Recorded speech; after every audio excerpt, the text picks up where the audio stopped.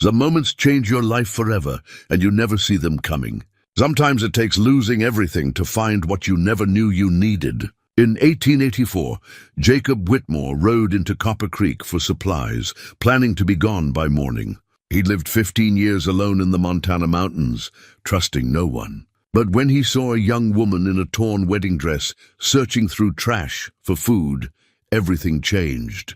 Her name was Sarah, and she'd been abandoned at the altar with nothing but heartbreak and an empty stomach. Jacob had forgotten how to care about anyone but himself. Sarah had given up on believing anyone would care about her. When their paths crossed on that snowy street, neither expected to find hope again.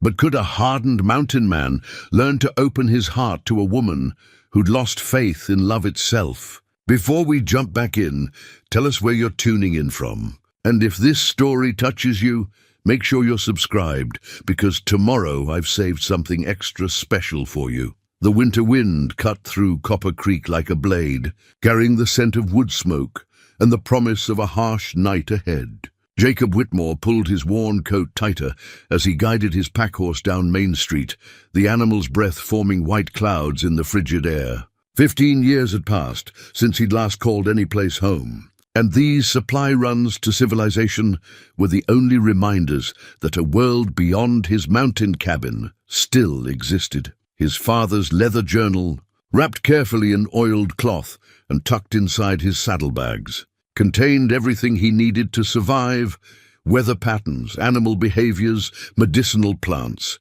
and the hard-won wisdom of a man who'd carved a life from wilderness. Jacob had memorized every page, but he still carried it like a talisman, the only connection to the family he'd lost so long ago. The town hadn't changed much since his last visit 6 months prior. Same weathered storefronts, same suspicious glances from townsfolk who saw his buckskins and long hair and knew immediately he was one of those mountain hermits. They tolerated him because his money was good and his pelts were prime, but they'd never understand the peace he'd found in solitude. Jacob tied his horse outside Mackenzie's general store and stepped onto the wooden sidewalk, his boots echoing hollow against the planks.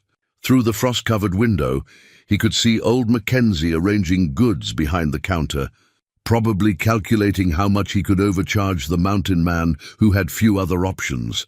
That's when he saw her, across the street.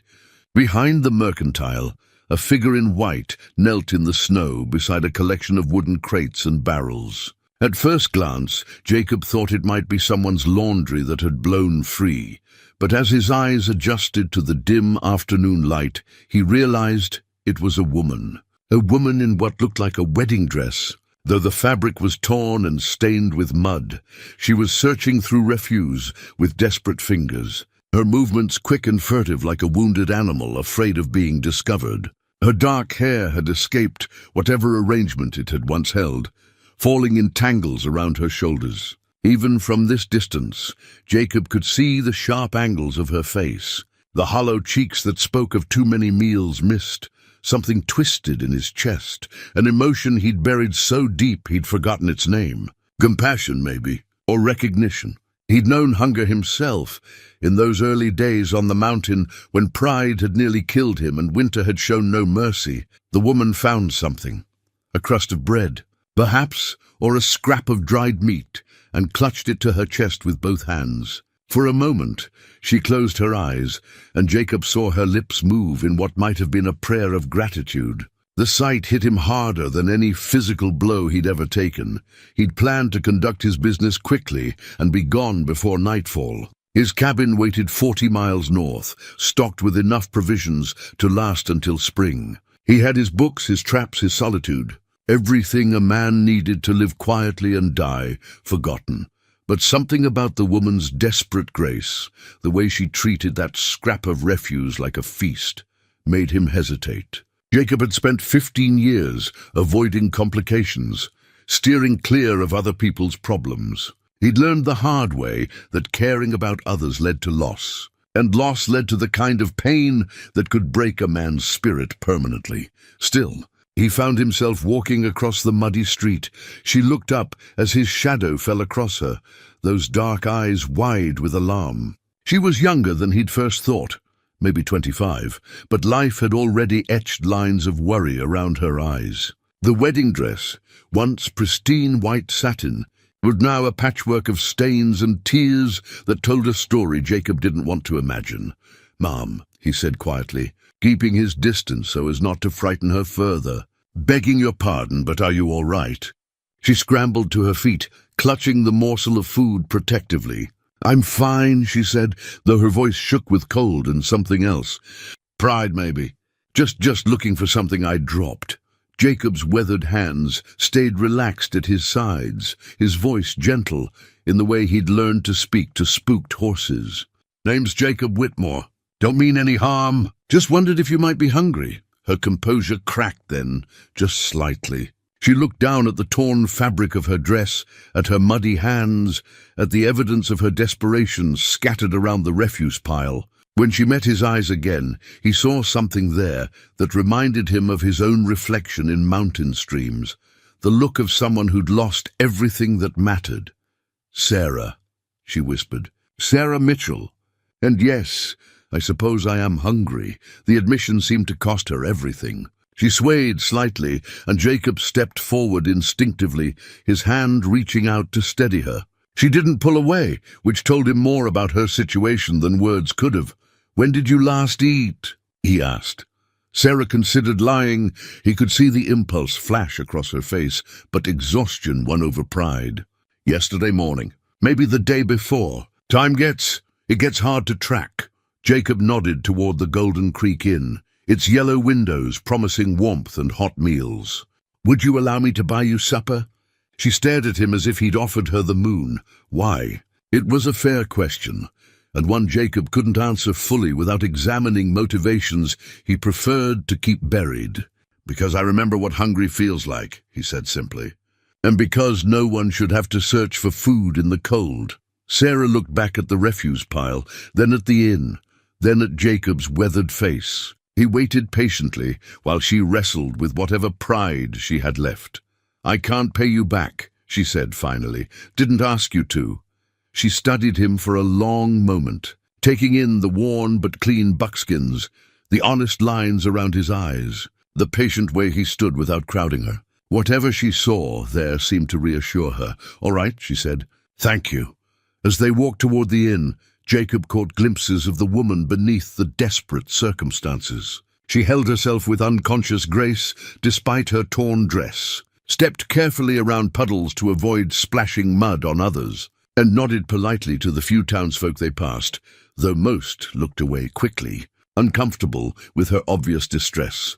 The Golden Creek Inn sat at the corner of Main and Prospect Streets, a two-story building that had seen better days, but still promised decent food and clean beds. Martha Hennessy, the proprietress, looked up from behind the front desk as they entered, her grey eyebrows rising at the unlikely pair. "Evening, Mr. Whitmore," she said, her tone carefully neutral. Martha had always been fair to him, if not exactly warm.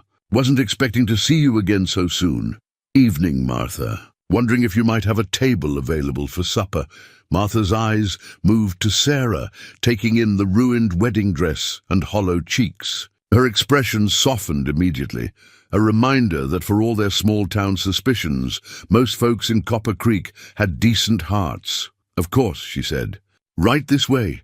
She led them to a small table near the fireplace, away from the few other diners who had paused their conversations to stare. Jacob helped Sarah into her chair, noting how gratefully she leaned toward the warmth of the flames. "What can I bring you folks?" Martha asked, though her eyes remained on Sarah with obvious concern. "Whatever's hottest," Jacob said, "and plenty of it." As Martha bustled away, Sarah sat quietly, her hands folded in her lap. Up close, in the firelight, Jacob could see more clearly what she'd been through. Her knuckles were scraped raw, probably from searching through rough surfaces. Her lips were chapped and slightly blue from cold. But beneath the evidence of hardship, she possessed a natural beauty that poverty couldn't diminish. Fine bone structure, expressive dark eyes, and an elegance that spoke of better times. "You don't have to tell me anything you don't want to," Jacob said gently. "But if you'd like to talk, I'm willing to listen." Sarah was quiet for so long, he thought she might not respond. When she finally spoke, her voice was barely above a whisper. I was supposed to be married 3 days ago to Thomas Garrett, a man I'd been corresponding with for 6 months. He'd sent for me from back east, paid my travel expenses, promised me a good life. She paused, staring into the fire. When I arrived, he took one look at me, decided I wasn't what he'd expected, and disappeared with the dowry money my aunt had given me. All of it, everything I had in the world. Jacob felt his jaw tighten, but he kept his voice calm. What about family? Friends? Dead or scattered? Sarah's laugh held no humor. My parents died of influenza 2 years ago. My aunt passed last spring. That's when I decided to answer Thomas's advertisement. I thought I was being practical, smart even. A marriage of convenience that might grow into something more. Martha returned with 2 steaming bowls of beef stew and fresh bread, setting them down with motherly care. You eat every bit of that, dear, she told Sarah quietly. And if you need anything else, you just ask. Sarah's eyes filled with tears at the simple kindness. She picked up her spoon with shaking hands and took a small, careful bite, as if she couldn't quite believe the food was real. Jacob ate slowly, watching as she gradually relaxed, color returning to her cheeks as warmth and nourishment did their work. He found himself studying the graceful way she held her spoon, the unconscious propriety in her posture despite her circumstances. This was a woman who'd been raised well, educated, taught to conduct herself as a lady, even when the world had stripped away everything that should have protected her. What will you do now? He asked when she'd finished half her bowl. Sarah set down her spoon and met his eyes. I don't know, she admitted. I have no money for travel, no prospects, no references for employment. The sheriff said I could stay in town a few more days, but after that... She shrugged helplessly. Winter's no time to be wandering, Jacob observed. No, she agreed. It's not. They finished their meal in comfortable silence, the crackling fire providing a peaceful soundtrack to their thoughts. Jacob found himself reluctant to leave, though he couldn't quite understand why. Perhaps it was simply that he'd forgotten how pleasant it could be to share a meal with another person, to sit in warm companionship without the need for constant conversation. When Martha brought coffee, Sarah wrapped her hands around the cup as if it were precious. Mr. Whitmore, she said hesitantly, why did you help me? You don't know anything about me. I could be anyone. Jacob considered the question seriously. I suppose, he said slowly, because everyone deserves kindness when they're down. And because... He paused, surprised by his own honesty. Because I spent too many years being angry at the world to ignore someone who needs help. You were angry. For a long time, yes. Lost some people I cared about. Decided it was easier to live alone than risk that kind of pain again. Sarah nodded, as if she understood perfectly. And now? Jacob looked into his coffee cup, seeing his own reflection in the dark surface. Now I think maybe anger's just another kind of prison. Outside, the wind picked up, rattling the windows, and reminding them both that the world beyond the inn's warm walls was harsh and unforgiving. Jacob glanced toward the front desk, where Martha was arranging keys and ledger books for the evening. Martha, he called softly, you got a room available for the lady?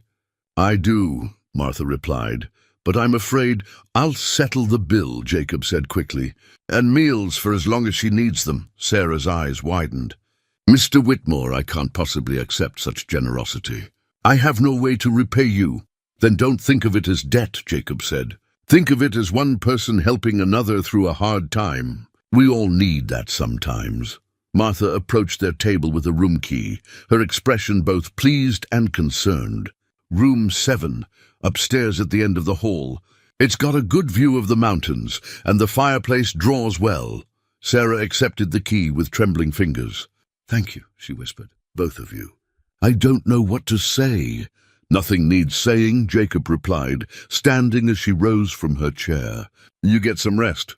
Tomorrow we can figure out what comes next. As Sarah climbed the narrow stairs to her room, Jacob remained in the lobby, staring out at the snow that had begun to fall more heavily. His pack-horse waited patiently outside, loaded with supplies for the return journey to his cabin. He should leave now before the weather worsened. He had everything he'd come for, but as he listened to Sarah's footsteps overhead, heard the soft sound of her door closing, Jacob realized that for the first time in 15 years, he wasn't quite ready to return to his solitary mountain home.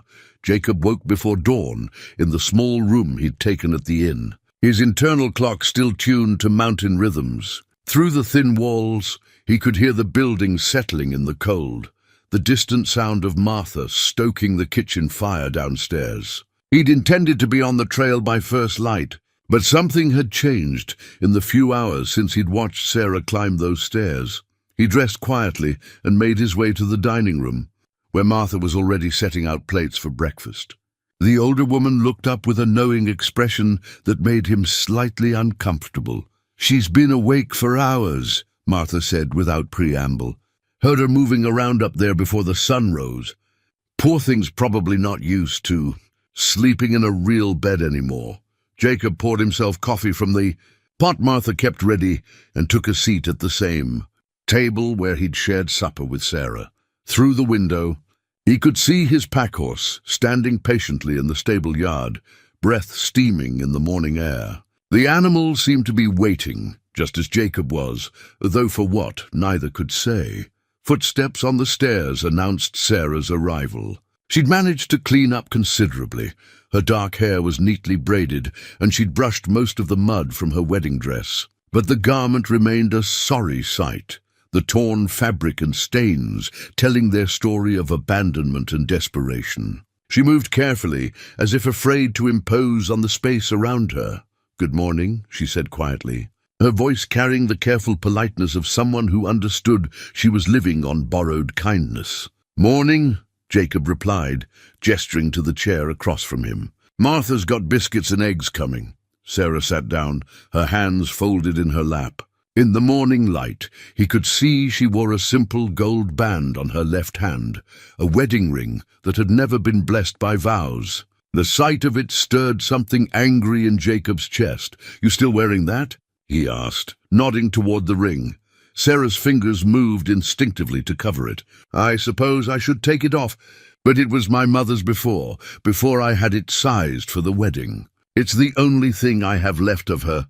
"Then you keep it," Jacob said firmly. "But maybe not on that finger."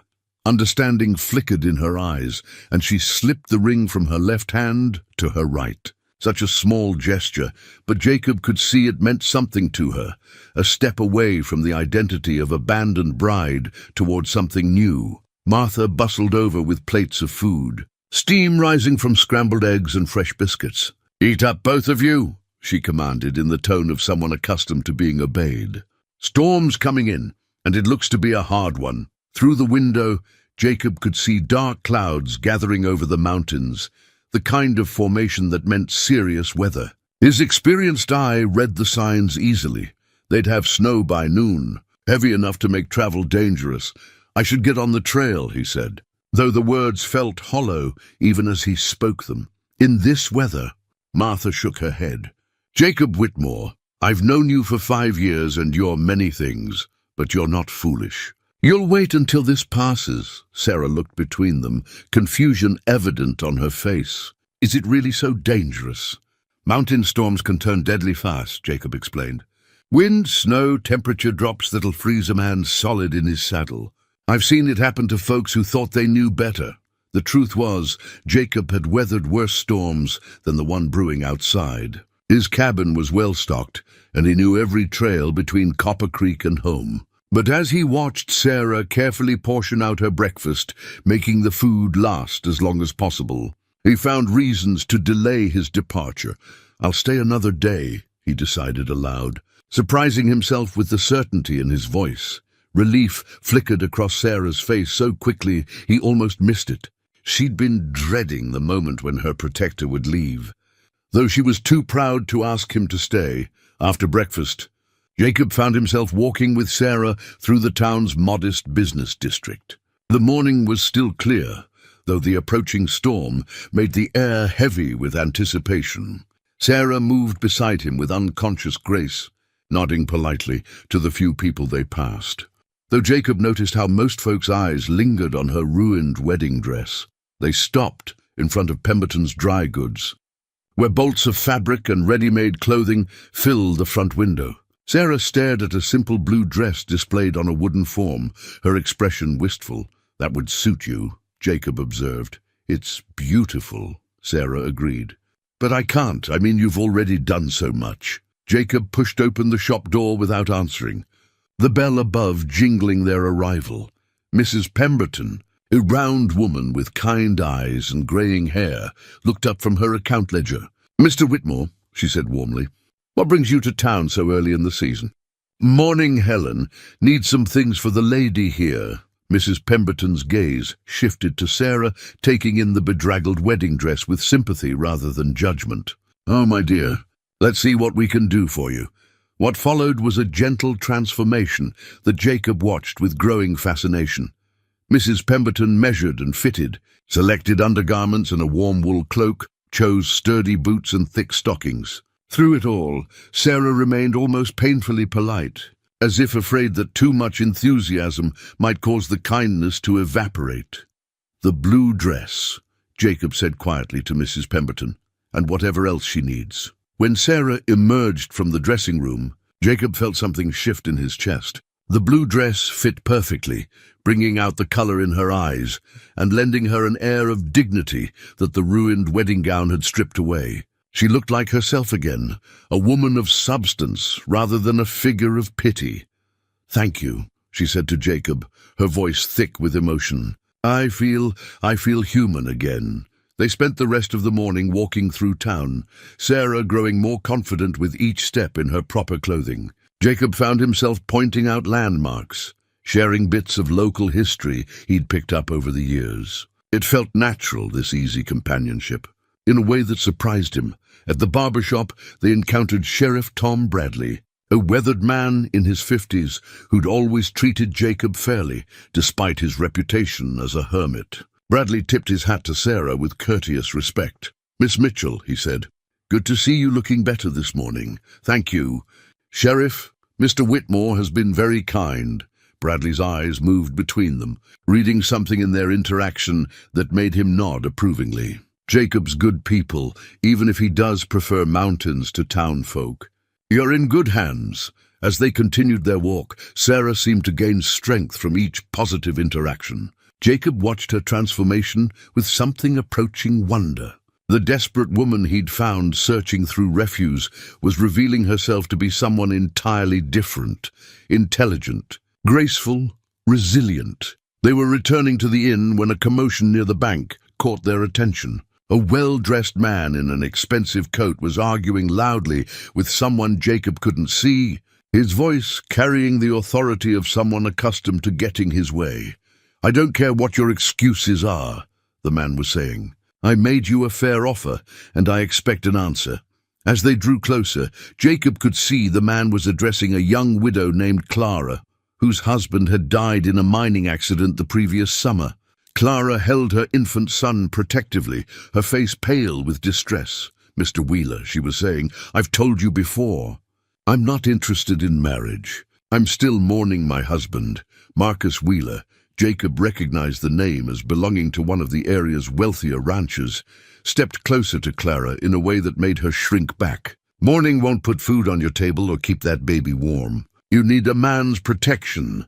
Jacob felt his jaw tighten at Wheeler's tone, but before he could intervene, Sarah stepped forward. "Excuse me," she said politely but firmly. "Clara, is everything all right?" Wheeler turned, his eyes taking in Sarah's appearance with obvious interest. She was beautiful in her new blue dress, and Jacob could see the calculation in the rancher's gaze. "And who might you be?" Wheeler asked, his voice taking on a different quality entirely. "Sarah Mitchell," she replied, moving to stand beside Clara in a gesture of solidarity. "Clara, why don't you come have tea with me at the inn?" Clara looked grateful for the rescue, but Wheeler wasn't finished. "Miss Mitchell," he said as if testing the name.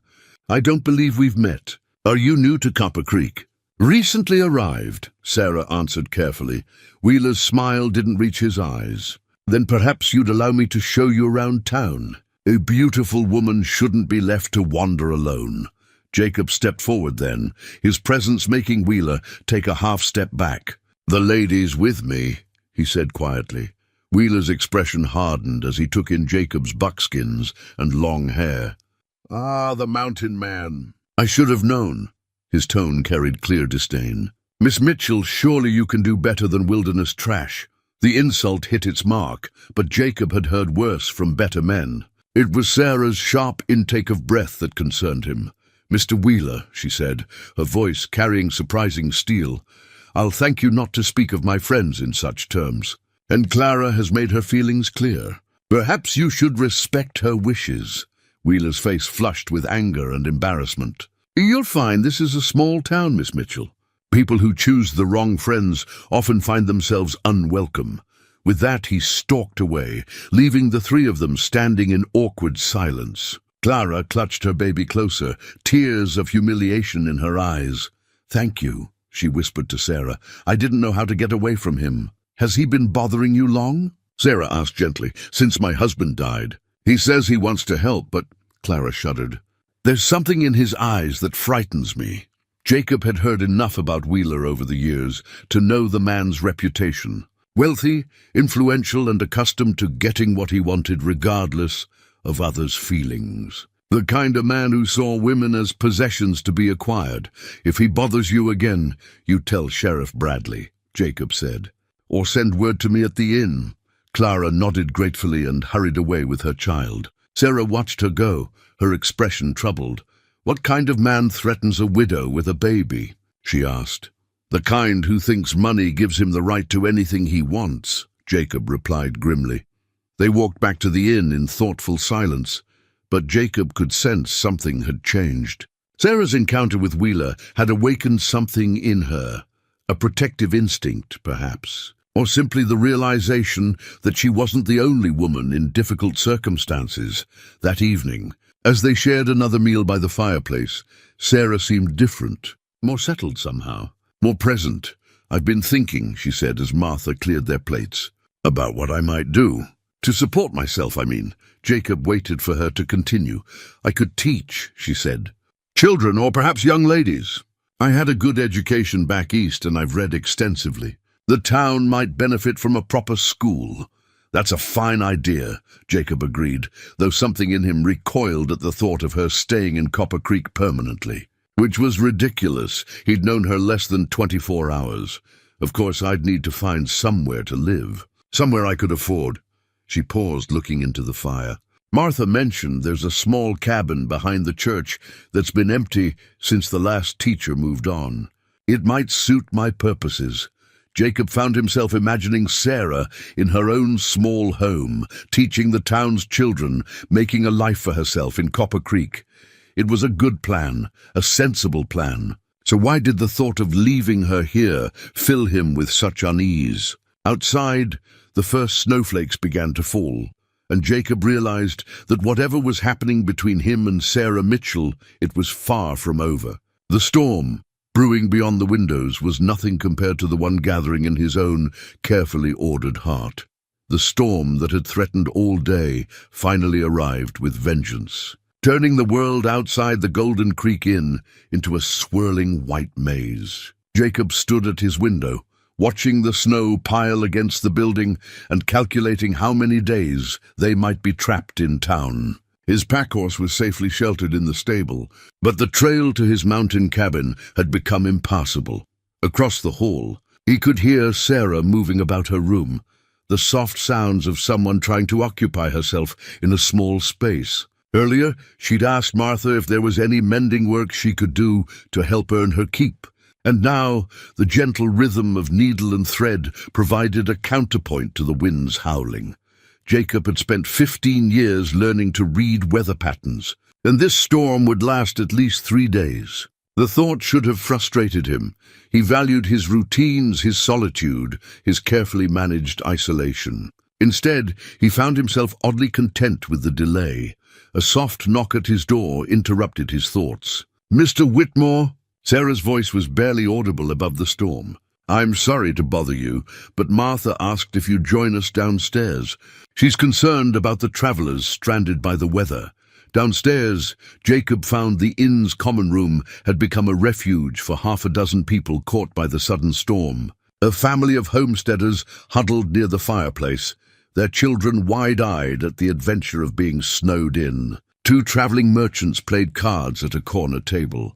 While an elderly preacher read quietly from a well-worn Bible, Sarah sat with the homesteader's wife, speaking in low, reassuring tones about something Jacob couldn't hear. But he could see the effect of her presence. The woman's rigid posture had relaxed, and she was nodding as Sarah spoke. Whatever comfort Sarah was offering, it was clearly welcome. Martha approached Jacob with a concerned expression.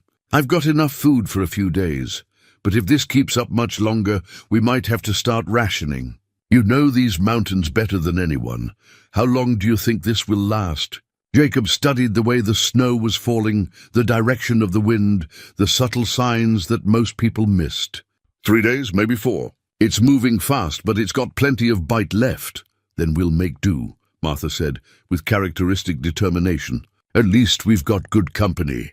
Over the next few hours, Jacob found himself drawn into the life of the temporary community that had formed in the inn. Sarah seemed to have a natural gift for putting people at ease.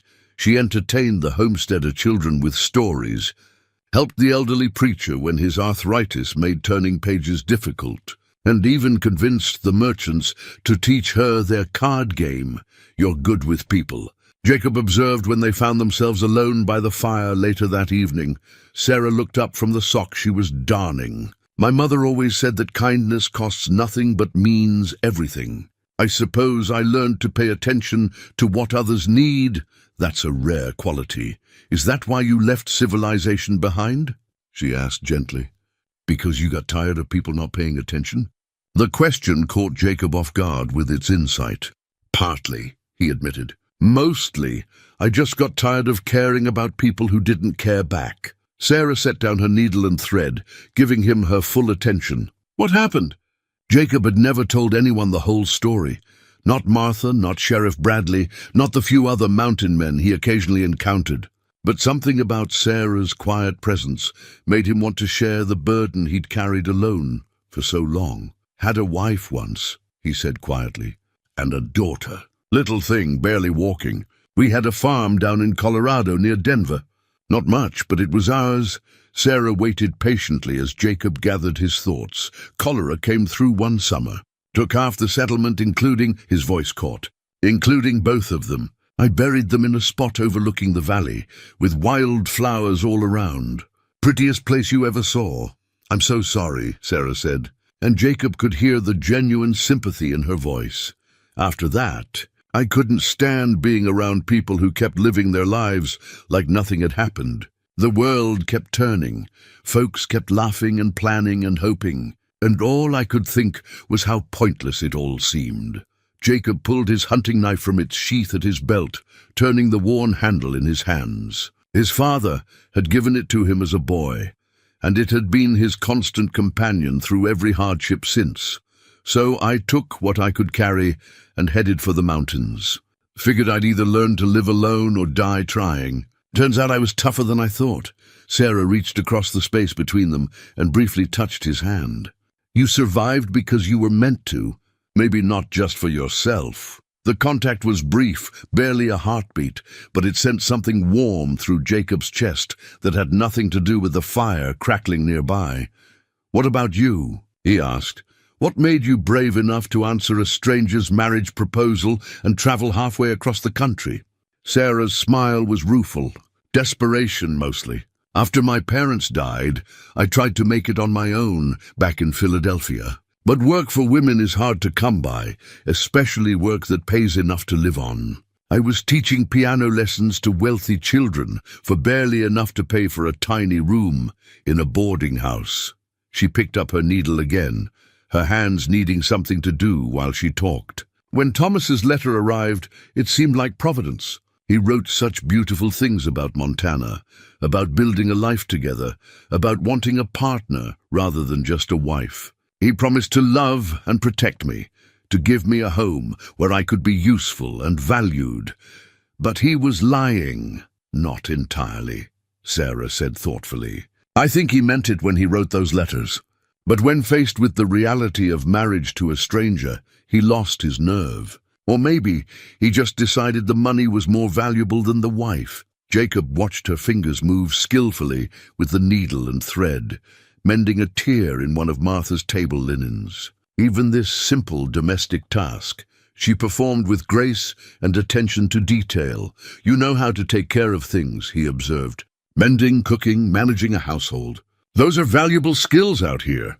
My mother taught me well. She always said a woman should be able to stand on her own, husband or no husband." Sarah's voice carried pride, mixed with sadness.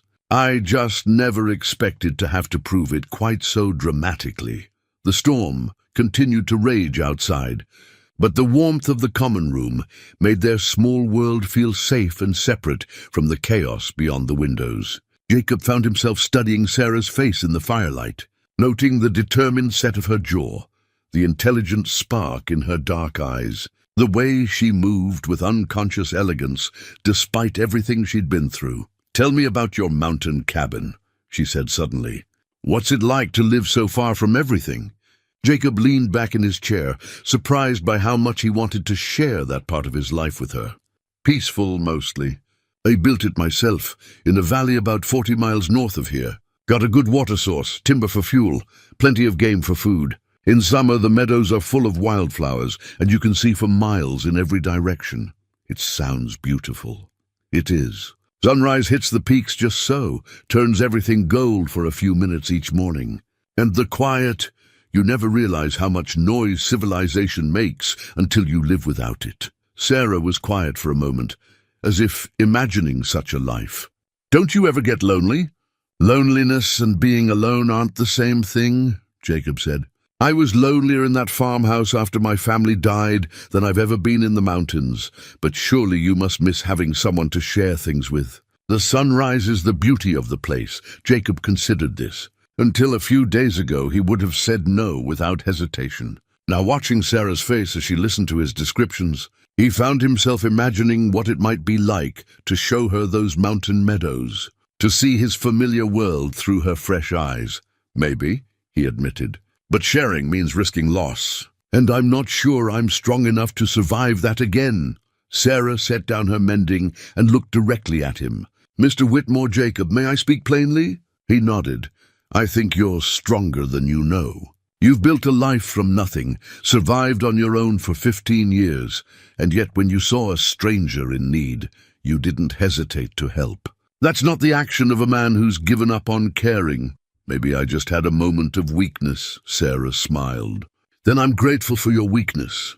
Without it, I'd probably be dead by now." The starkness of her words hit Jacob harder than he expected. She was right. Another day without food, another night in the cold, and the woman sitting across from him might not have survived. The thought filled him with an anger so fierce it surprised him. "Men like that, Thomas Fellow," he said grimly, "they ought to be horsewhipped."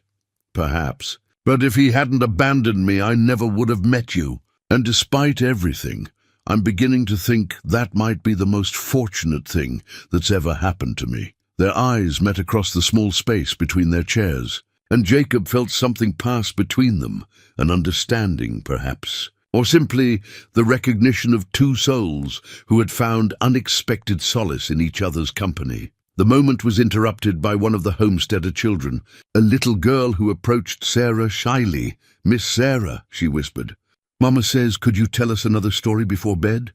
Sarah's face lit up with genuine pleasure. "Of course, sweetie. What kind of story would you like?" As Sarah gathered the children around her chair and began spinning a tale about brave pioneers and magical snowstorms, Jacob watched from his place by the fire. She was a natural storyteller, varying her voice for different characters, making the children gasp and giggle at appropriate moments. But what struck him most was the transformation in her own face as she spoke. Gone was the haunted look of desperate survival, replaced by joy and purpose. This was who Sarah Mitchell really was, beneath the tragedy that had brought her to Copper Creek. A woman who found meaning in caring for others, who possessed an innate gift for bringing comfort and happiness to those around her. For the first time in 15 years, Jacob found himself wondering what it might be like to build a life with someone again. The thought should have terrified him. Instead, as he watched Sarah tuck the sleepy children in beside their parents and wish everyone a peaceful night, all he felt was a deep sense of possibility opening up in his chest like spring water breaking through winter ice. The third morning of the storm dawned grey and still, the fury of the previous days finally spent. Jacob woke to the sound of snow sliding from the inn's roof and the distant voices of children playing in the drifts that had piled against the buildings. From his window, he could see the world transformed into something clean and white, beautiful in its harsh simplicity. He dressed and made his way downstairs, where he found Sarah already in the kitchen, helping Martha prepare breakfast for their extended household of stranded travelers. She wore a simple apron over her blue dress and moved around the cramped space with easy competence, cracking eggs into a large bowl while Martha tended the stove. "Morning," Jacob said, accepting the cup of coffee Martha handed him. "Good morning," Sarah replied, her smile warming him more than the hot drink. "Martha's been teaching me her secret for fluffy biscuits. Apparently I've been overworking the dough. The girl's got good hands for cooking," Martha observed approvingly. "Patient hands. That's half the battle." Jacob watched Sarah work, noting the careful way she measured flour, the gentle touch she used with the delicate dough. Everything she did carried that same quality of thoughtful attention he'd noticed when she was mending clothes or telling stories to the children. After breakfast, as the stranded travelers began to venture outside to assess the storm's aftermath, Jacob found Sarah standing in the inn's small parlor, staring out at the snow-covered town. She was holding something in her hands, a small locket that caught the morning light. "That's pretty," Jacob said, approaching quietly so as not to startle her. Sarah looked up, her expression wistful. "It was my mother's, the only thing of real value I have left." She opened the delicate gold case to reveal two tiny photographs, a stern-looking man with kind eyes, and a woman whose features clearly echoed in Sarah's own face. "They look like good people," Jacob observed. They were. Papai was a school principal, and Mama taught music lessons from our home. They believed in education, in treating everyone with dignity, and the power of kindness to change the world. Sarah's thumb traced the edge of the locket. "I sometimes wonder what they would think of where I've ended up. I think," Jacob said carefully, "they'd be proud of how you've handled yourself. It takes strength to keep your dignity when everything falls apart." Sarah closed the locket and slipped it back into her dress pocket. "Some days I feel strong. Other days I feel like I'm barely holding myself together."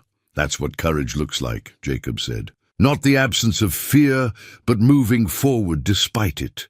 They stood together in comfortable silence, watching the town slowly come back to life. Children had appeared with sleds, their laughter echoing off the buildings as they made the most of the deep snow.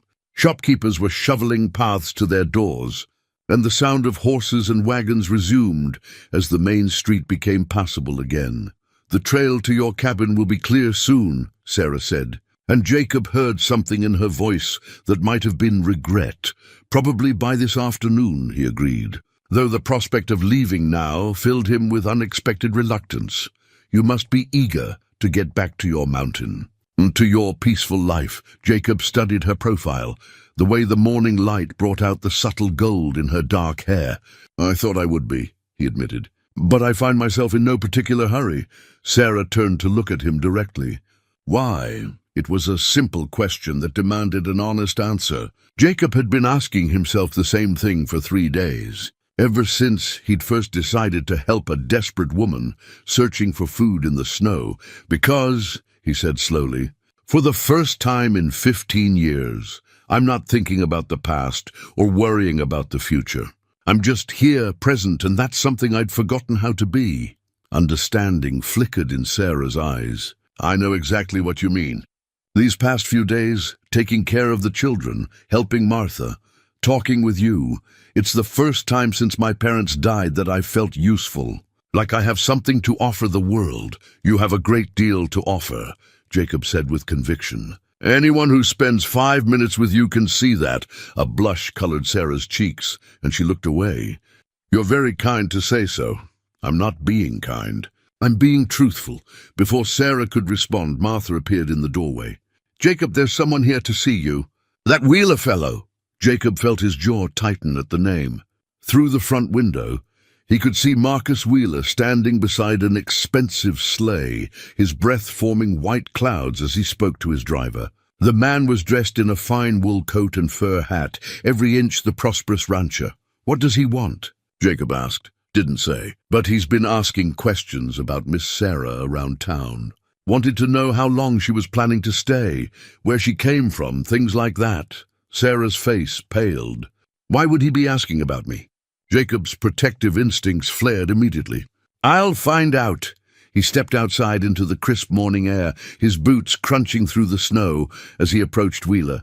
The rancher's smile was genial enough, but Jacob had learned to read men's eyes, and Wheeler's held calculation rather than warmth. Whitmore, Wheeler said with false heartiness. Heard you got caught by the storm. Hope you weren't too inconvenienced. I've weathered worse, Jacob replied evenly. What can I do for you? Wheeler glanced toward the inn, where Sarah was visible through the window. Actually, I wanted to discuss that young woman you've been escorting around town. Miss Mitchell, is it? What about her? Well, as one of the more established members of this community, I feel a certain responsibility for newcomers, especially attractive young ladies who might be, shall we say, vulnerable to the wrong influences. Jacob kept his expression neutral, despite the insult. Meaning that a woman in her circumstances might benefit from the protection and guidance of someone with more to offer than a mountain hermit. Someone who could provide her with security, a proper home, a place in respectable society. She seems to be managing just fine on her own. Wheeler's smile became more predatory. For now, perhaps. But winter's long, and charity has its limits. What happens when the good people of Copper Creek grow tired of supporting a woman with no family, no money, no prospects? What happens when you disappear back to your mountain and she's left to fend for herself? The questions hit their mark because Jacob had been wondering the same things, but hearing them from Wheeler's mouth made them sound like threats rather than concerns. That's her decision to make, Jacob said. Of course. I'm merely suggesting that she might benefit from knowing all her options. I've spoken to several people in town, and the consensus is that Miss Mitchell is a refined, educated woman who deserves better than... His gesture took in Jacob's buckskins and weathered appearance. Well, better than temporary charity. Jacob felt anger building in his chest, but he kept his voice level. You got something specific to say, Wheeler? I'm prepared to offer Miss Mitchell my protection as my wife. She'd want for nothing, a fine house, servants, a position of respect in the community. All she'd have to do is accept my proposal. And if she's not interested... Wheeler's expression hardened slightly. Then she'd be making a very poor choice. As I said, charity has its limits, and this town has ways of encouraging people to make sensible decisions. The threat was clear enough, though carefully wrapped in civilized language. Jacob studied Wheeler's face, reading the arrogance and entitlement that money and power had bred in him. I'll be sure to pass along your generous offer, Jacob said dryly. See that you do. And Whitmore, a word of advice. Men like you are tolerated here because you keep to yourselves and don't cause trouble. It would be unfortunate if that understanding changed. With that, Wheeler climbed back into his sleigh and drove away, leaving Jacob standing in the snow with anger burning cold in his chest. Inside the inn, Sarah was waiting anxiously. What did he want? Jacob hesitated, not wanting to frighten her, but knowing she needed to understand what she was facing. He wants to marry you. Sarah's face went white. What? Made it sound like he was doing you a favor, offering protection and security in exchange for becoming his wife. And if I refuse? Jacob met her eyes directly. He made it pretty clear that life in Copper Creek might become difficult for you. Sarah sank into a chair, her hands trembling. So I'm to choose between marrying a man who frightens me or becoming an outcast with nowhere to go? No, Jacob said firmly. You're to choose what's right for you, and anyone who has a problem with that choice can answer to me. Sarah looked up at him, hope and fear warring in her expression. "You can't fight the whole town for me, Jacob, and you can't stay here forever." She was right, and they both knew it. Jacob's life was in the mountains, not in this small frontier town with its complicated social dynamics and ambitious men like Wheeler. But as he looked at Sarah's pale face, at the way she was trying so hard to be brave despite everything, he found himself making a decision that would have seemed impossible a week ago. "There is another option," he said quietly. "What?" Jacob took a deep breath, knowing that what he was about to say would change everything between them. "You could come with me." "To the mountain." Sarah stared at him as if she hadn't heard correctly. "What are you saying?" "I'm saying that if you want to learn to live independently, to be beholden to no one, I could teach you. My cabin's big enough for two, and the mountain doesn't care about your past or your circumstances. It only cares whether you're strong enough to survive." "Jacob, I couldn't possibly. It wouldn't be proper."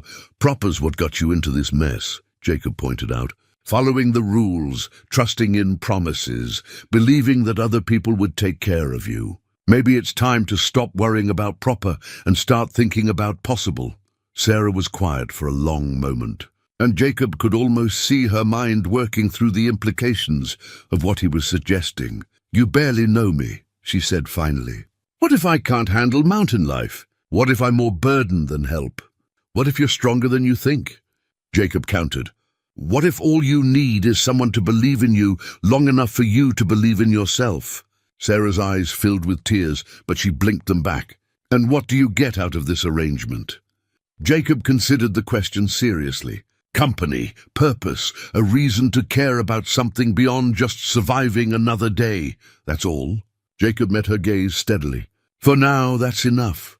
Sarah stood up and walked to the window, staring out at the snow-covered mountains in the distance. Jacob could see her weighing options, calculating risks, trying to imagine a future that was completely different from anything she'd ever known. "If I said yes," she said slowly, "what would that mean exactly?" "It would mean learning to hunt and fish, to preserve food for winter, to read weather signs and animal tracks. It would mean hard work, simple pleasures, and depending on yourself instead of others. And between us, what would the expectations be?" Jacob appreciated her directness. "Whatever we both agreed to. I'm not Wheeler, Sarah. I don't believe in forcing my will on others, especially women who've already been hurt by men who thought they knew what was best." Sarah turned to face him. "You'd really do this?" "Take responsibility for someone you've known less than a week." "I'd offer you the chance to take responsibility for yourself." "There's a difference." For a moment, Jacob thought she might actually consider it. Then reality seemed to reassert itself, and she shook her head. "It's an incredibly generous offer, Jacob, but I couldn't accept it. It wouldn't be fair to you." "Why not?" "Because you saved my life once already. I can't let you sacrifice your peace and solitude to save it again." Jacob stepped closer, his voice gentle but firm. "What if I told you that helping you hasn't felt like a sacrifice? What if I said that these past few days have been the most alive I've felt in 15 years? Sarah's breath caught. "Jacob, I'm not asking you to marry me, Sarah. I'm not asking for promises or commitments or anything beyond a willingness to try something different. All I'm asking is that you consider the possibility that maybe we could help each other." Before Sarah could respond, Martha appeared in the doorway again, this time with Sheriff Bradley behind her. "Sorry to interrupt," Bradley said, "but I need to speak with Miss Mitchell. There's been some concerning talk around town." Jacob felt his stomach tighten. "What kind of talk?" "The kind that suggests certain influential people are questioning Miss Mitchell's character and her right to remain in Copper Creek." Bradley's expression was sympathetic, but serious. "I'm not saying I agree with it, but I am saying that things might get uncomfortable for her if she stays." Sarah's face crumpled. "So I'm to be driven out like some kind of criminal?" "Not if I can help it," Bradley said firmly. "But I wanted you to know what you're facing." Jacob looked between Sarah and the sheriff, his decision crystallizing. "She won't be staying in Copper Creek."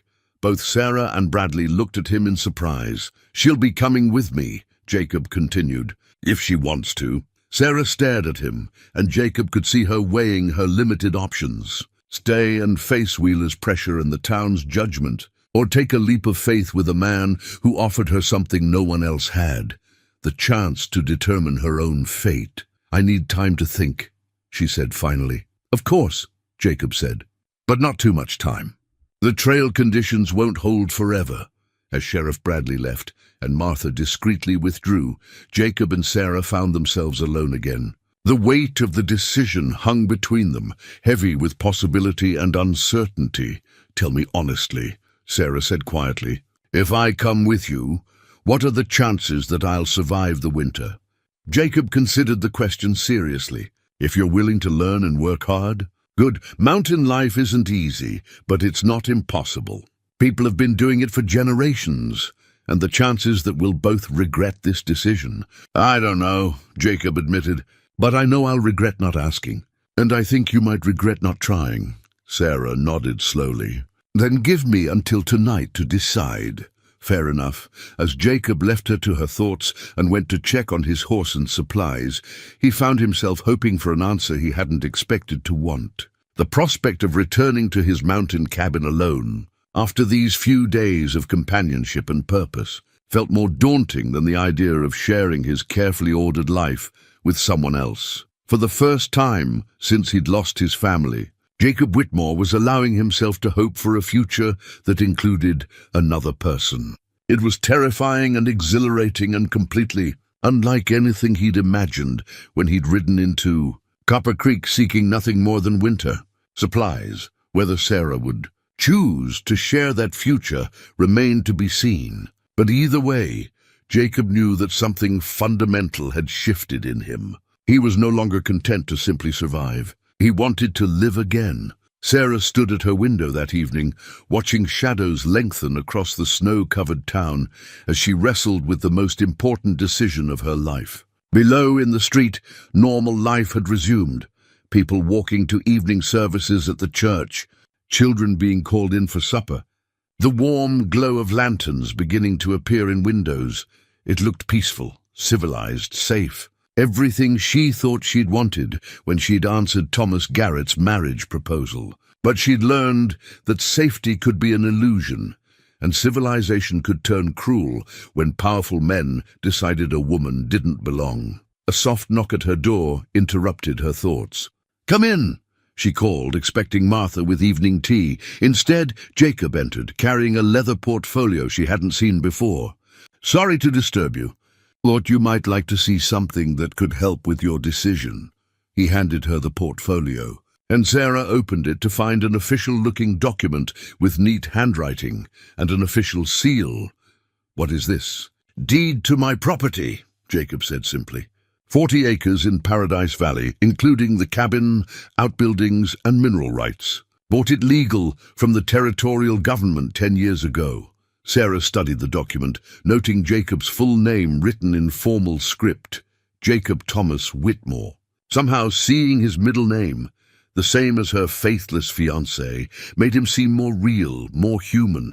"Why are you showing me this?" "Because I want you to understand that what I'm offering isn't some temporary arrangement. That land is my home, bought and paid for. If you come with me, you'd have legal protections, not just my word." Sarah looked up from the deed to study Jacob's face. "Legal protections? I'd add your name to the deed as joint owner. That way, if something happened to me, you'd have clear title to the property. You'd never be dependent on anyone's charity again." The generosity of the offer took Sarah's breath away. "Jacob, you can't possibly mean that." "You barely know me. I know enough," he said firmly. "I know you're kind to children and respectful to your elders. I know you work hard and don't complain when life gets difficult. I know you're brave enough to start over when everything falls apart. That's more than most people reveal about themselves in a lifetime." Sarah set the deed carefully on her small table and walked to the window again. In the distance, she could see the outline of mountains against the darkening sky. Jacob's mountains, wild and unforgiving, but somehow promising freedom. "What's it really like up there?" she asked. "Your daily life, I mean." Jacob joined her at the window. "Quiet, purposeful. I get up with the sun, check my snares and fishing lines, tend to whatever needs doing around the cabin. In winter, there's wood to cut and stack, tools to mend, books to read by the fire. In summer, there's a garden to tend, meat to smoke, berries to gather and preserve. It sounds lonely. It was. Until a few days ago, I thought that was what I wanted. Sarah glanced at him sideways. What changed? Jacob was quiet for a moment, considering his answer. You did. Watching you with the children, the way you helped Martha, how you stood up to Wheeler when he was bothering Clara, it reminded me that there's more to living than just surviving. But what if I disappoint you? What if I can't adapt to mountain life? What if— Jacob turned to face her fully. Sarah, what if the sun doesn't rise tomorrow? What if the mountains crumble into dust? You can't live your life on what ifs. Easy for you to say. You're not the one being asked to give up everything familiar, aren't I? Jacob's voice was gentle but pointed. I'm asking you to share the place that's been my refuge for 15 years. I'm offering to teach you skills I've never taught anyone else. I'm putting my solitude, my peace, my carefully ordered life at risk because I believe you're worth it. Sarah felt tears prick her eyes at his words. Why me? Because when I look at you, I see possibility. I see strength that hasn't been tested yet, intelligence that hasn't been valued, courage that's been beaten down but not broken. You remind me of who I used to be before I gave up on hoping for anything better. Before Sarah could respond, voices from the street below drew their attention. Through the window, they could see Marcus Wheeler talking animatedly with two other men outside the saloon. Even from this distance, his gestures seemed aggressive, his tone carrying clearly in the cold air. Won't have some mountain savage corrupting decent women in this town, Wheeler was saying. There are standards to maintain.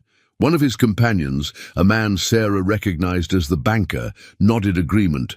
Something should be done before this gets out of hand. Jacob's jaw tightened, but his voice remained calm. Looks like Wheeler's building support for his position. What does that mean for you, for us? It means the decision's getting made for us, one way or another. Sarah watched Wheeler gesture toward the inn, clearly discussing her situation with growing animation. The sight filled her with a familiar dread, the helpless feeling of being talked about, judged, having her fate decided by men who saw her as a problem to be solved rather than a person with her own agency. I won't be driven out like some kind of criminal, she said suddenly, surprising herself with the steel in her voice. Jacob looked at her with something that might have been pride. No, you won't, and I won't marry Marcus Wheeler just to make things convenient for everyone else. Good. Sarah took a deep breath, feeling something shift inside her, a resolve she hadn't known she possessed. Then I guess I'm going to the mountains. Jacob went very still. Are you sure? No, Sarah admitted. I'm terrified.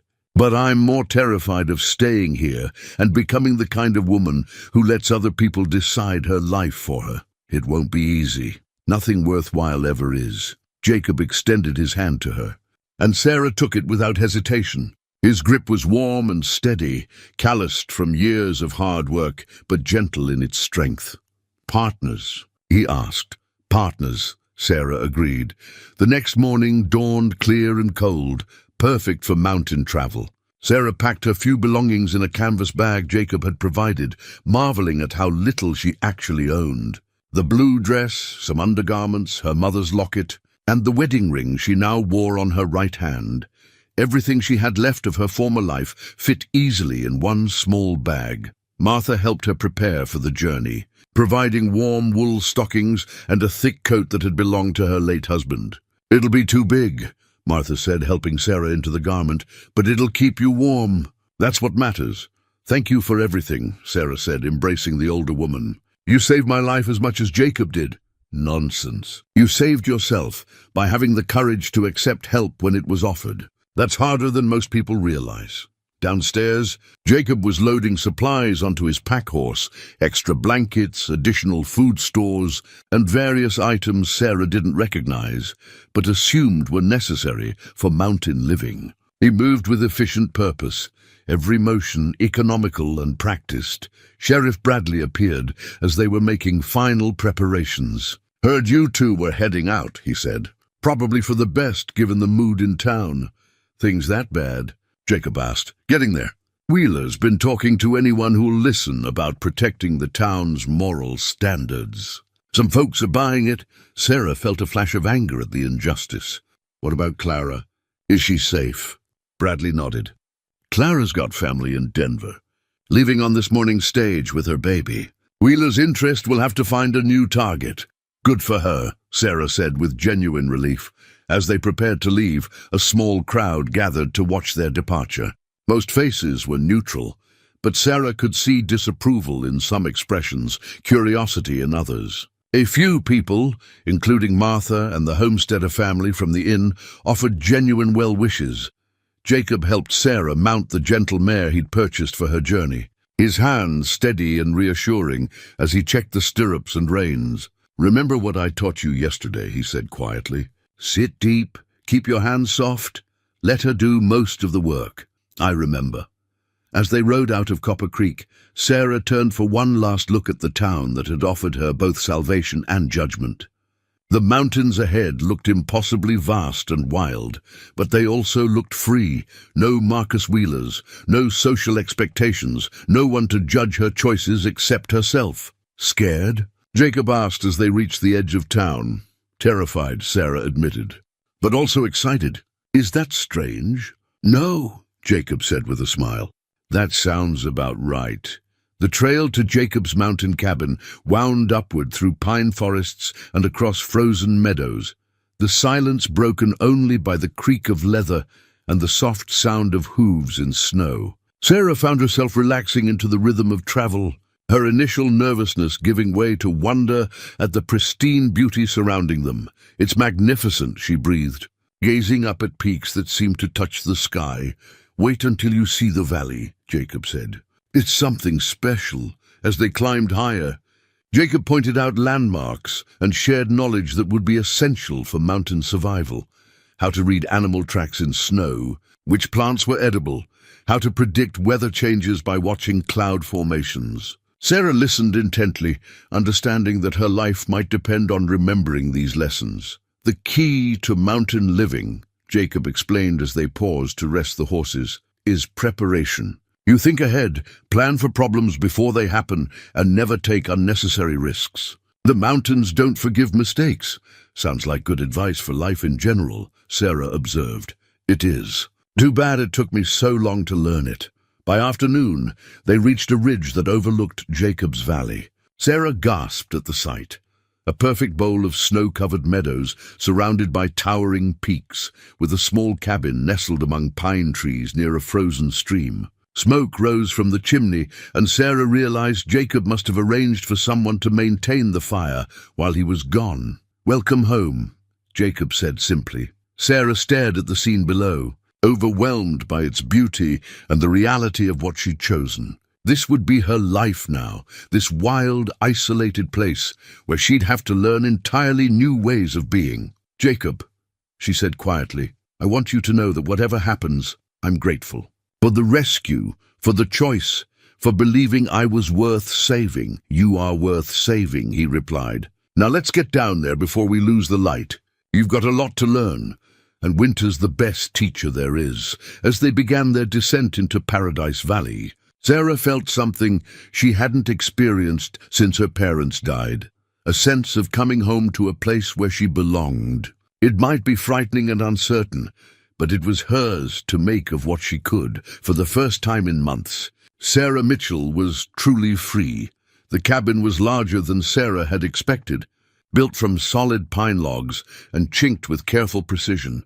Inside, she found a single large room with a stone fireplace, a kitchen area with a cast-iron stove, and sleeping quarters separated by hanging blankets. Everything was practical but well-made, speaking of a man who took pride in his craftsmanship. "It's wonderful," Sarah said, running her hand along the smooth surface of a handmade table. "You built all of this yourself?" "Took 3 summers to get it right," Jacob replied, stirring the fire back to life. "Had to haul most of the materials up here by pack train. Worth every backache, though."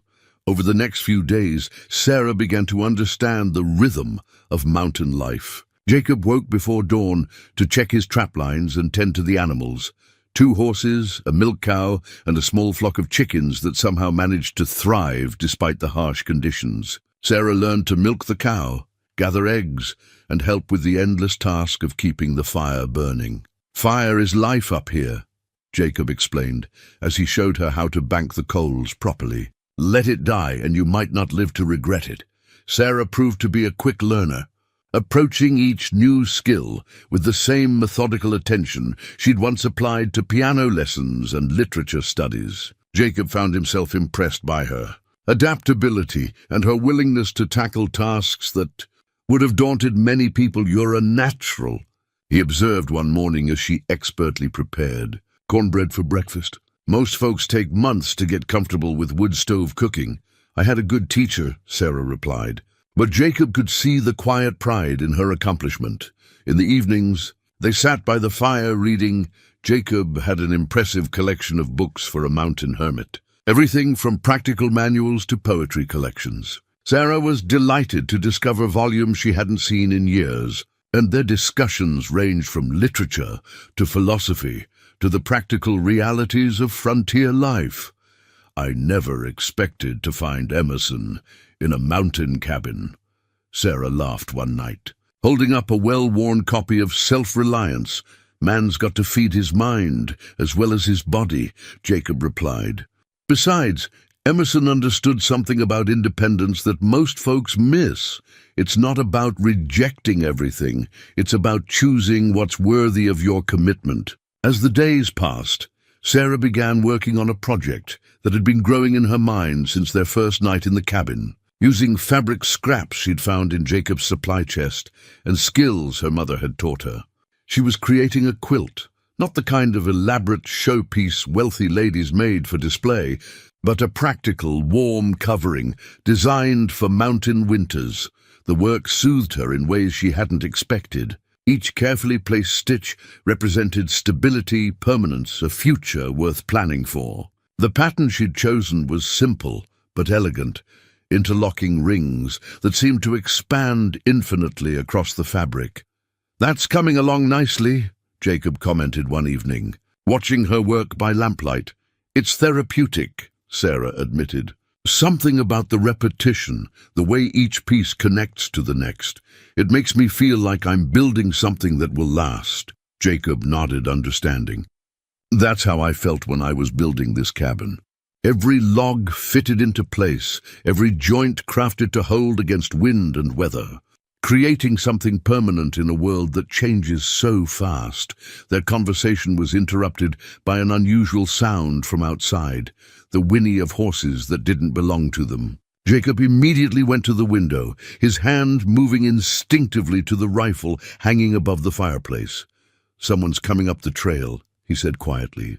3 riders moving fast. Sarah set aside her quilting, anxiety knotting her stomach. "Who would be traveling in this weather?" "No one with good intentions," Jacob replied grimly. "Get your coat and boots on. If I tell you to run, head for the root cellar behind the cabin and stay hidden until I come for you." Sarah's hands shook as she pulled on her boots, but she forced herself to move calmly. Through the window, she could see torches approaching through the trees, their light dancing eerily against the snow. Jacob opened the door before the riders could knock, his rifle held casually but ready. Sarah recognized the lead horseman immediately, Marcus Wheeler, his face flushed with cold, and something that might have been anger. "Wheeler," Jacob said evenly, "you're a long way from your ranch." "Not far enough, apparently." Wheeler dismounted, followed by 2 men Sarah didn't recognize, hard-faced individuals who had the look of hired help rather than respectable ranchers. "What brings you to my valley?" Wheeler stepped into the circle of light cast by the cabin's windows, his expensive coat and boots marking him as out of place in the wilderness setting. "I think you know why I'm here, Whitmore. I've come for Miss Mitchell. Have you?" Jacob's tone remained conversational, but Sarah could see tension in his shoulders. "That's interesting, considering she's free to make her own choices, not when those choices involve corrupting the moral standards of decent communities." Wheeler's gaze moved past Jacob to where Sarah stood in the doorway. "Miss Mitchell, I'm prepared to overlook this unfortunate episode if you'll come with me now." I have a preacher waiting in town, and we can be married before this scandal spreads any further." Sarah stepped forward, drawing strength from the solid presence of the cabin behind her and Jacob beside her. "Mr. Wheeler, I've already given you my answer. I'm not interested in your proposal. You don't understand the position you're in," Wheeler said, his voice taking on an edge of frustration. "Living up here unmarried with a man of questionable reputation, it's not just improper, it's dangerous. People in Copper Creek are talking. Let them talk," Sarah replied with more courage than she felt. Wheeler's expression hardened. "I'm afraid it's gone beyond talk. The territorial marshal has been informed about the situation. Questions are being raised about Whitmore's past, his right to be here, his intentions toward respectable women." Jacob went very still. "What kind of questions?" "The kind that might require official investigation. Unless, of course, Miss Mitchell removes herself from this compromising situation before things go too far." The threat hung in the cold air between them, and Sarah realized that Wheeler had found a way to use the law itself as a weapon against them. In a territory where women had few rights and men like Wheeler held influence, accusations alone could be devastating.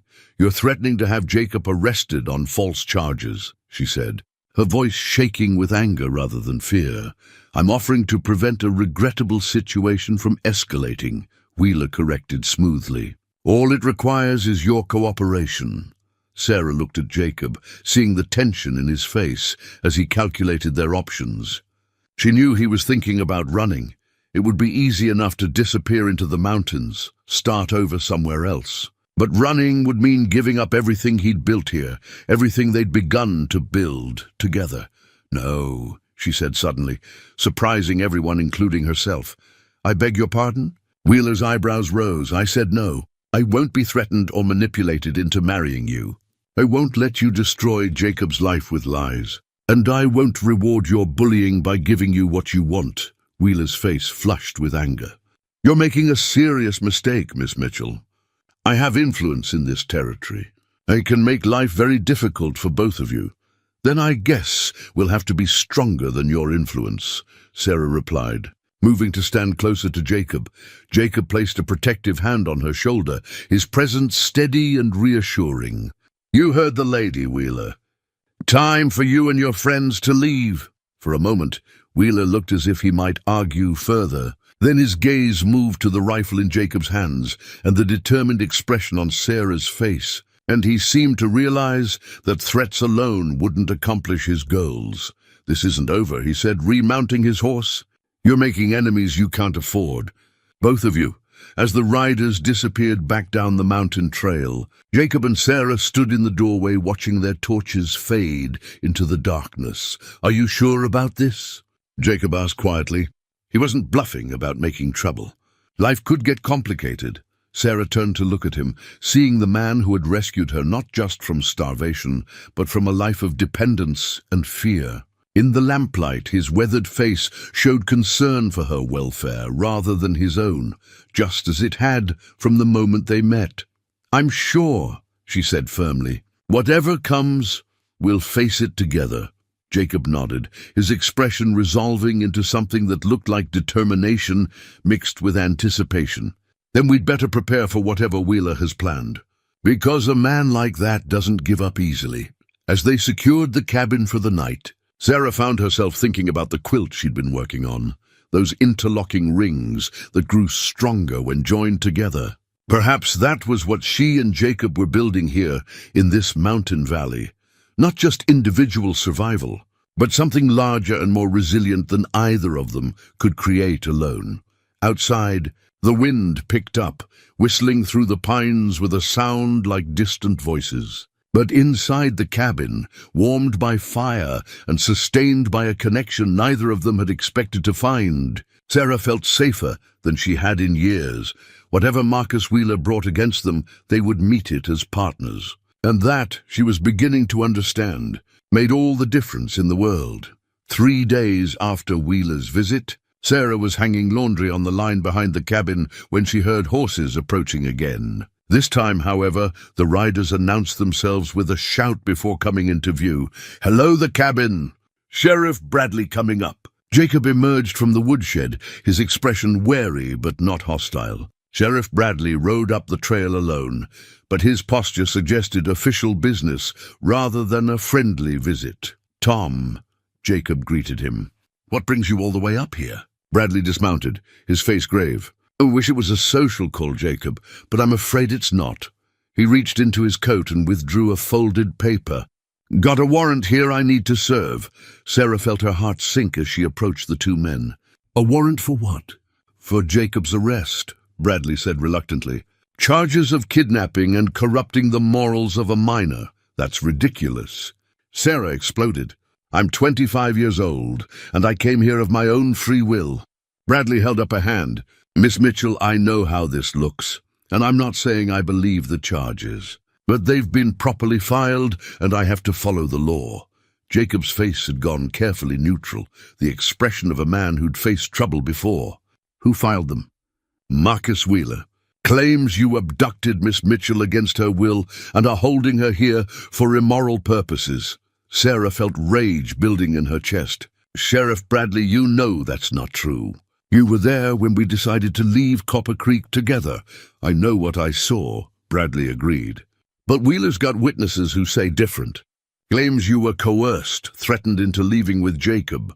"What witnesses?" Jacob demanded. Bradley consulted the warrant. "Mrs. Elizabeth Hartwell and her daughter Agnes. They claim they overheard Jacob threatening you at the inn." Sarah frowned, trying to remember. Then recognition dawned. "The Hartwells. They were staying at the inn during the storm. I barely spoke to them. They say they heard Jacob tell you that you'd regret not accepting his protection, that terrible things would happen to women alone in frontier towns." Sarah stared at Bradley in disbelief. "He did say something like that, but it wasn't a threat. He was warning me about Wheeler.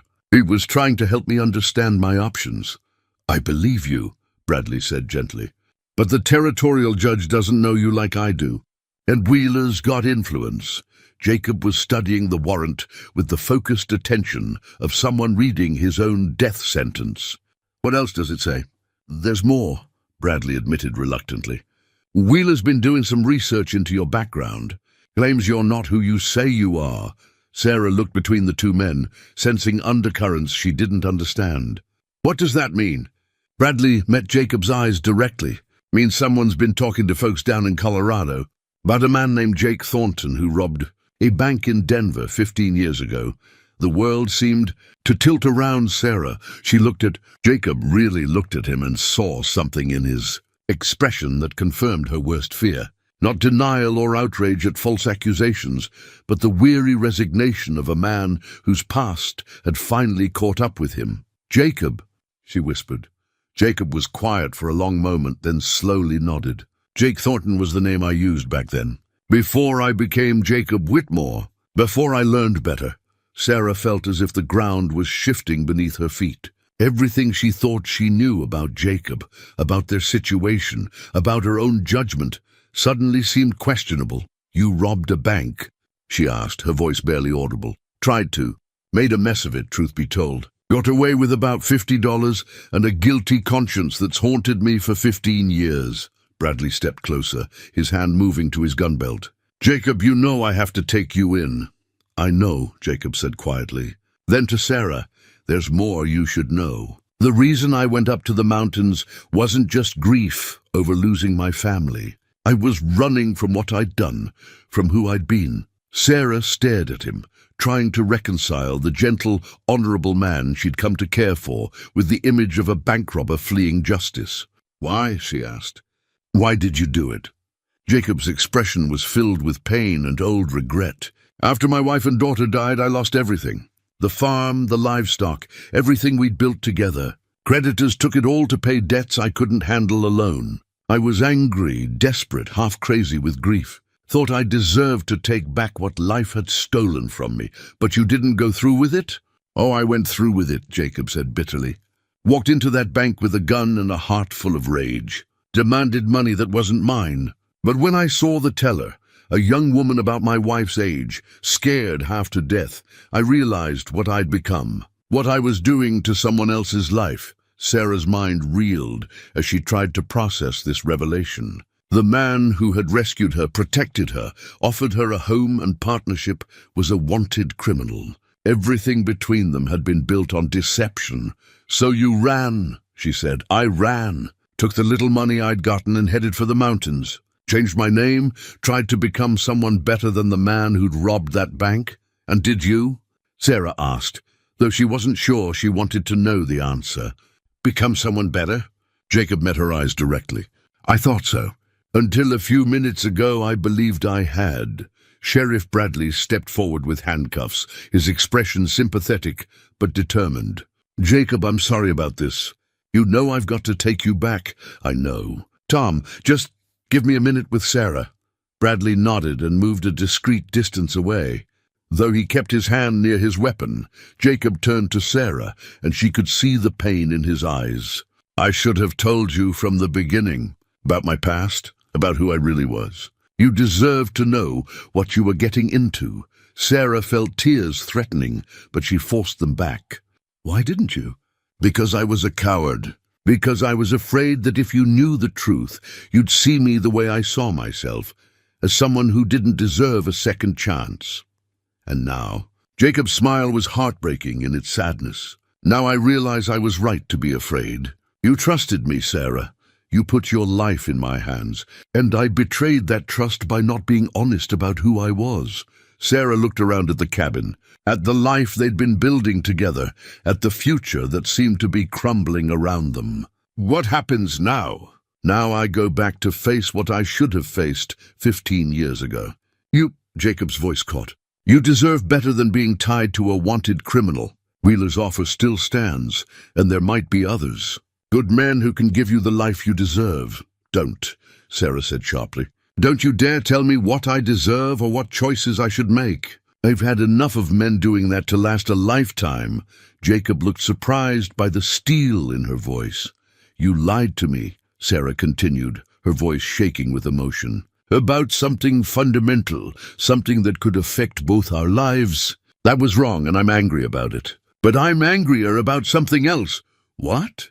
"I'm angry that you think so little of me, of what we've built here, that you'd assume I'd abandon you the moment things got difficult." Jacob stared at her. "Sarah, you don't understand. I'm a criminal, a wanted man. Association with me could destroy your reputation, your future. My reputation was already destroyed the moment I was abandoned at the altar." Sarah interrupted. "My future was non-existent when I was searching through garbage for food. You gave me both of those things back, Jacob. Not Jake Thornton, not the man who robbed a bank 15 years ago, but the man who saw a stranger in need and chose to help." Sheriff Bradley cleared his throat. "Folks, I hate to interrupt, but we need to get moving. It's a long ride back to town." Sarah turned to the sheriff with desperate determination. "How long will he have before trial?" "Depends on when the territorial judge makes his circuit. Could be weeks, could be months, and if he's convicted." Bradley's expression was grim. "Bank robbery's a serious charge. Even an attempted one. He'd be looking at years in territorial prison, maybe worse." Sarah felt her world narrowing to a single point of clarity. Everything else, her fears, her doubts, her anger about Jacob's deception, became secondary to one overwhelming truth: she couldn't lose him now. "Sheriff," she said firmly, "I want to testify on Jacob's behalf, as a character witness." "Sarah, no," Jacob protested. "You'd be associating yourself publicly with a criminal case. It could ruin any chance you have of building a respectable life." Sarah walked over to the wanted poster Bradley had pulled from his pocket, studying the faded drawing that bore little resemblance to the man Jacob had become. The face in the sketch was younger, harder, marked by desperation and grief. The man standing before her now had lines of kindness around his eyes, hands that had learned gentleness, a heart that had found compassion again. "This Jake Thornton," she said, holding up the poster, "he's not the man I know. The man I know builds cabins for the future rather than stealing from the past. He rescues abandoned women instead of frightening bank tellers. He offers partnership instead of demanding subservience." She turned to face Jacob directly. "You think you've been lying to me about who you are, but you haven't. You've been showing me every day through your actions, your kindness, your integrity. That's who you really are now, whatever you might have been 15 years ago." Jacob's eyes filled with something that might have been hope. "Sarah, I'm not finished," she said, her voice growing stronger.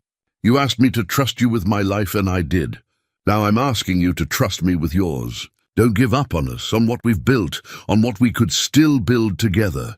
Sheriff Bradley stepped forward, clearly moved by Sarah's words but bound by duty. "This is all very touching, but I still have to take him in." "The law's the law. I understand," Sarah said. "But Sheriff, I want you to know that I'll be coming to town for the trial, and I'll be telling everyone who'll listen about the man Jacob Whitmore has become, not the desperate boy Jake Thornton used to be." Jacob looked at her with wonder and gratitude. "You'd do that? Even knowing what I've done?" Sarah moved to stand beside him, close enough to take his hand. "Especially knowing what you've done, because it makes what you've become that much more remarkable." As Sheriff Bradley prepared to place Jacob under arrest, Sarah remembered something that made her heart race with possibility. "Wait," she said suddenly. "Sheriff, you said Wheeler had witnesses claim Jacob threatened me. But what if I could prove those witnesses were lying? What if I could show that Wheeler has been threatening and coercing people himself?" Bradley paused, handcuffs half raised. "What do you mean?"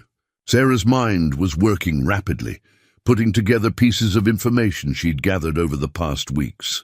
Clara, the widow Wheeler, was harassing. "She's not the only one, is she? I'll bet if you asked around you'd find other women he's pressured. Other people he's threatened to get what he wants." "Maybe," Bradley said slowly. "But that doesn't change the charges against Jacob. But it might change how credible Wheeler's witnesses appear," Sarah pointed out.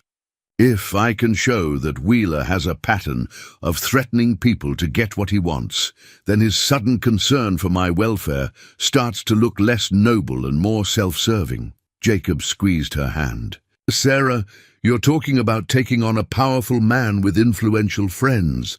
It could be dangerous, more dangerous than losing you," she asked simply. Bradley was watching their exchange with growing interest.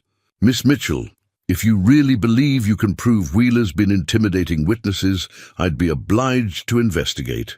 But it would have to be solid evidence, not just accusations." Sarah nodded decisively. "Give me time to gather that evidence. Don't take Jacob to trial until I've had a chance to build a case. I can't just ignore a properly filed warrant. But you could hold him in the local jail while you investigate the circumstances of the charges," Sarah suggested. "That's reasonable, isn't it?" Bradley considered this, clearly torn between duty and fairness. Finally he nodded. "I suppose I could justify a few weeks for investigation, especially if new evidence comes to light about the complainant's credibility." Jacob looked between Sarah and the sheriff, hope and fear warring in his expression. "You really think this could work?" Sarah met his gaze steadily. "I think we owe it to ourselves to try. And I think Marcus Wheeler is about to discover that some women fight back harder when they're cornered." As Bradley prepared to escort Jacob down the mountain, Sarah made one more decision that surprised everyone, including herself. "Sheriff," she said, "I'm coming with you. I can't build a defense from up here, and Jacob shouldn't face this alone." "Sarah," Jacob protested, "you don't have to." "Yes, I do," she said firmly. "We're partners, remember? That means we face the hard times together, not just the easy ones." As they prepared to leave the cabin that had become their sanctuary, Sarah took one last look around at the life they'd begun to build together. The quilt she'd been working on lay half-finished on the table, its interlocking rings waiting for completion. She folded it carefully and tucked it into her bag. Whatever happened in the weeks to come, she would finish that quilt. And when she did, it would be a symbol not just of their partnership, but of their determination to weave something beautiful and lasting from the broken pieces of their pasts. The truth about Jacob's history had changed everything and nothing. The man she'd fallen in love with was still the same man, regardless of the name he'd once used, or the desperate act he'd committed in his darkest hour. And if Marcus Wheeler thought he could use the past to destroy their future, he was about to learn just how wrong he could be. Sarah Mitchell had been abandoned once before, and had survived. This time, she wouldn't just survive, she would fight. And she would win. The jail in Copper Creek was a modest affair, 2 cells in the back of Sheriff Bradley's office, separated by thick iron bars from a front room that served as both courthouse and administrative center. Jacob sat on the narrow cot, his father's rifle propped against the wall nearby where Bradley had placed it, not as evidence, but as a gesture of respect between men who understood each other. Sarah had taken a room at the Golden Creek Inn again, but she spent most of her time in the jail, working on what she called her case for the defense. The small table in Bradley's office was covered with papers, notes, and a growing collection of testimonies from people who had encountered Marcus Wheeler's particular brand of persuasion. "Tell me again about the Henderson farm," Sarah said. Looking up from her careful handwriting, Mrs. Ruth Henderson, a weather-beaten woman in her 60s, shifted uncomfortably in her chair. "Like I said, after my husband died, Wheeler started coming around. Said I couldn't manage the place on my own, that I needed a man's protection. When I told him I wasn't interested in remarrying, he got persistent." How persistent? Mrs. Henderson glanced toward the cells where Jacob was listening quietly. "Said accidents happen to women living alone. Said my cattle might wander onto his property and get shot as strays. Said the bank might have questions about my husband's outstanding loans." Sarah's pen moved rapidly across the paper. "And did these things happen? Lost 6 head of cattle to straying last fall. Bank called in a loan that had been in good standing for 5 years. My well went dry overnight. Turned out someone had diverted the stream that fed it upstream." Sarah looked up sharply. "Someone diverted your water?" "Couldn't prove it was Wheeler, but it happened right after I told him final-like that I wouldn't marry him." Funny coincidence. From his cell, Jacob spoke quietly. "Water rights are serious business in this territory. Interfering with someone's water source is a federal crime." Sarah made another note, her determination growing stronger with each story she collected. Over the past 2 weeks, she'd spoken with 5 women who had similar tales, widows and single women who had faced Wheeler's protection and experienced mysterious difficulties when they refused his advances. "Mrs. Henderson," Sarah said gently, "would you be willing to testify to these facts in court?" The older woman's face paled. "I don't know, miss. Wheeler's got a lot of influence. Speaking against him publicly, it could make things worse for me." Sarah understood the fear, but she pressed on. "What if I told you there were other women with similar stories? What if you weren't alone in speaking out?" Hope flickered in Mrs. Henderson's eyes. "Others would testify too? If we stand together, it's harder for any one person to be singled out for retaliation." After Mrs. Henderson left, Sheriff Bradley poured coffee for Sarah and Jacob, his expression thoughtful. "You're building a strong case about Wheeler's character, but I'm not sure how it helps with the charges against Jacob." Sarah looked up from her notes. "It goes to credibility. If I can show that Wheeler has a pattern of using threats and intimidation to get what he wants, then his sudden concern for my welfare looks less like moral outrage and more like another manipulation tactic." "The judge might see it that way," Bradley agreed cautiously. "But he might also say Wheeler's past behavior doesn't change the facts about Jacob's identity." Jacob had been quiet through most of these planning sessions, but now he spoke up. "Sarah, you've done more than anyone could ask. But Tom's right. Even if you discredit Wheeler completely, I'm still Jake Thornton. I still robbed that bank." Sarah set down her pen and walked to the cell, wrapping her fingers around the bars. "Yes, you did. 15 years ago, in a moment of desperation and grief. But the man who committed that crime and the man you've become since, they're not the same person. The law might not see it that way." "Then we'll help the law understand," Sarah said firmly. "Jacob, do you remember what you told me about mountain survival? About thinking ahead, planning for problems before they happen?" "Of course. Well, I've been thinking ahead. And I realized that Wheeler made a mistake when he dug into your past." Both Jacob and Bradley looked at her with interest. "He found Jake Thornton, the bank robber," Sarah continued. "But he didn't find the whole story. He didn't find out what happened after the robbery, who you became, what you did with your life." Jacob frowned. "What do you mean?" Sarah pulled a stack of letters from her bag. "I've been corresponding with people who knew you during your mountain years. The trapper who taught you to read weather signs. The Cheyenne elder who shared hunting wisdom with you. The traveling preacher you helped through a blizzard 5 winters ago." She spread the letters on the table. "Dr. Marcus Webb from Billings, remember him? You guided his family to safety when they got lost in a storm. He's written a letter describing how you refused payment, how you insisted that helping fellow travelers was just what decent people did." Jacob stared at the letters in amazement. "How did you find all these people?" "Mountain men have a network," Sarah smiled. "Word travels along trading routes, through trading posts, among people who understand what it means to survive in the wilderness. I sent letters to every post within 100 miles, asking if anyone knew Jacob Whitmore." She picked up another letter. "This is from Father Miguel at the mission in Helena. You brought him medical supplies during a diphtheria outbreak 3 years ago, remember? Rode 2 days through dangerous territory to help people you'd never met." Bradley was reading over her shoulder. "These are impressive testimonials, Miss Mitchell. But will the judge consider them relevant?" "They have to be relevant," Sarah said passionately. "The law isn't just about punishment, it's about justice. And justice requires looking at the whole person, not just their worst moment." Jacob's voice was thick with emotion. "Sarah, I can't believe you did all this." "I told you we were partners," she replied simply. "Partners don't abandon each other when times get hard." A knock at the door interrupted their conversation. Martha Hennessy entered, carrying a basket that smelled wonderfully of fresh bread and stew. "Thought you all might be hungry," she said, setting the basket on Bradley's desk. "And I wanted to let you know, there's been talk around town about the trial." Sarah looked up sharply. "What kind of talk?" "Mixed, mostly.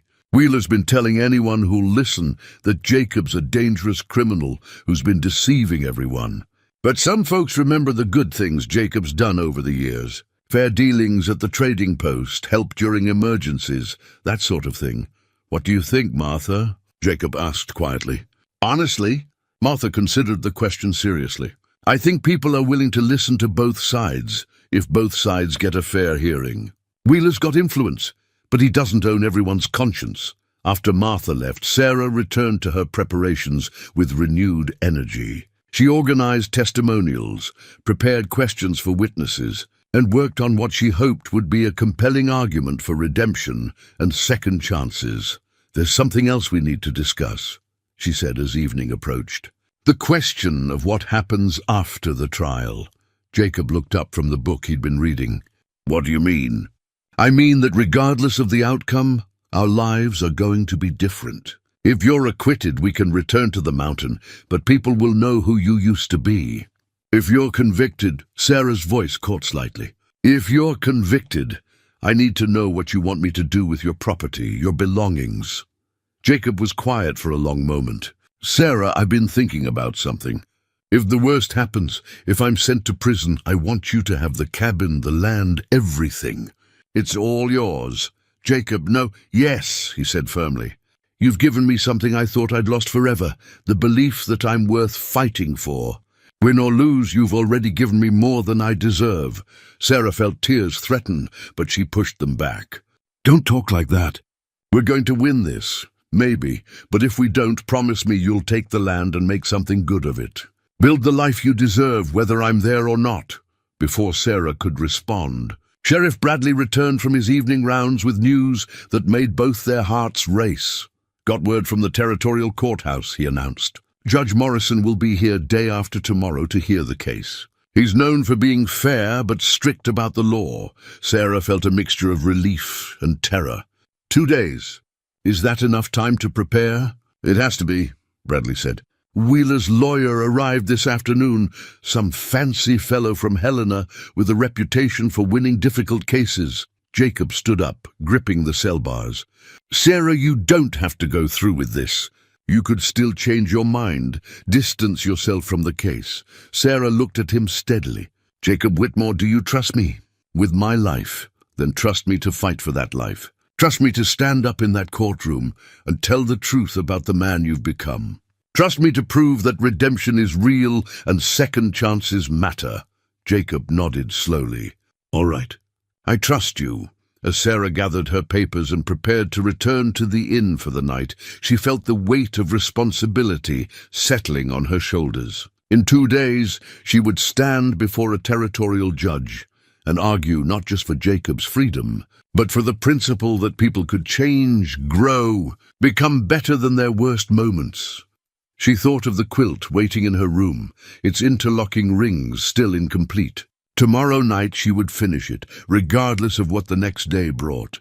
Because whether they won or lost, whether they returned to the mountain together or faced separation, she would complete what they had started. The pattern would hold. The design would be beautiful, and the warmth it provided would last long after the coldest winter had passed.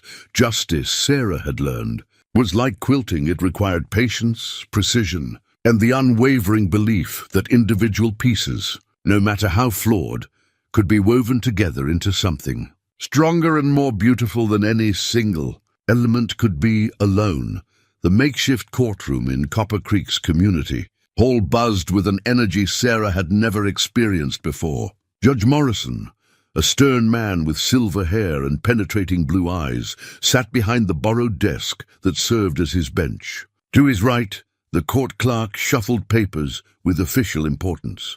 To his left, Sheriff Bradley stood ready to maintain order. Sarah sat in the front row, her carefully prepared notes spread before her.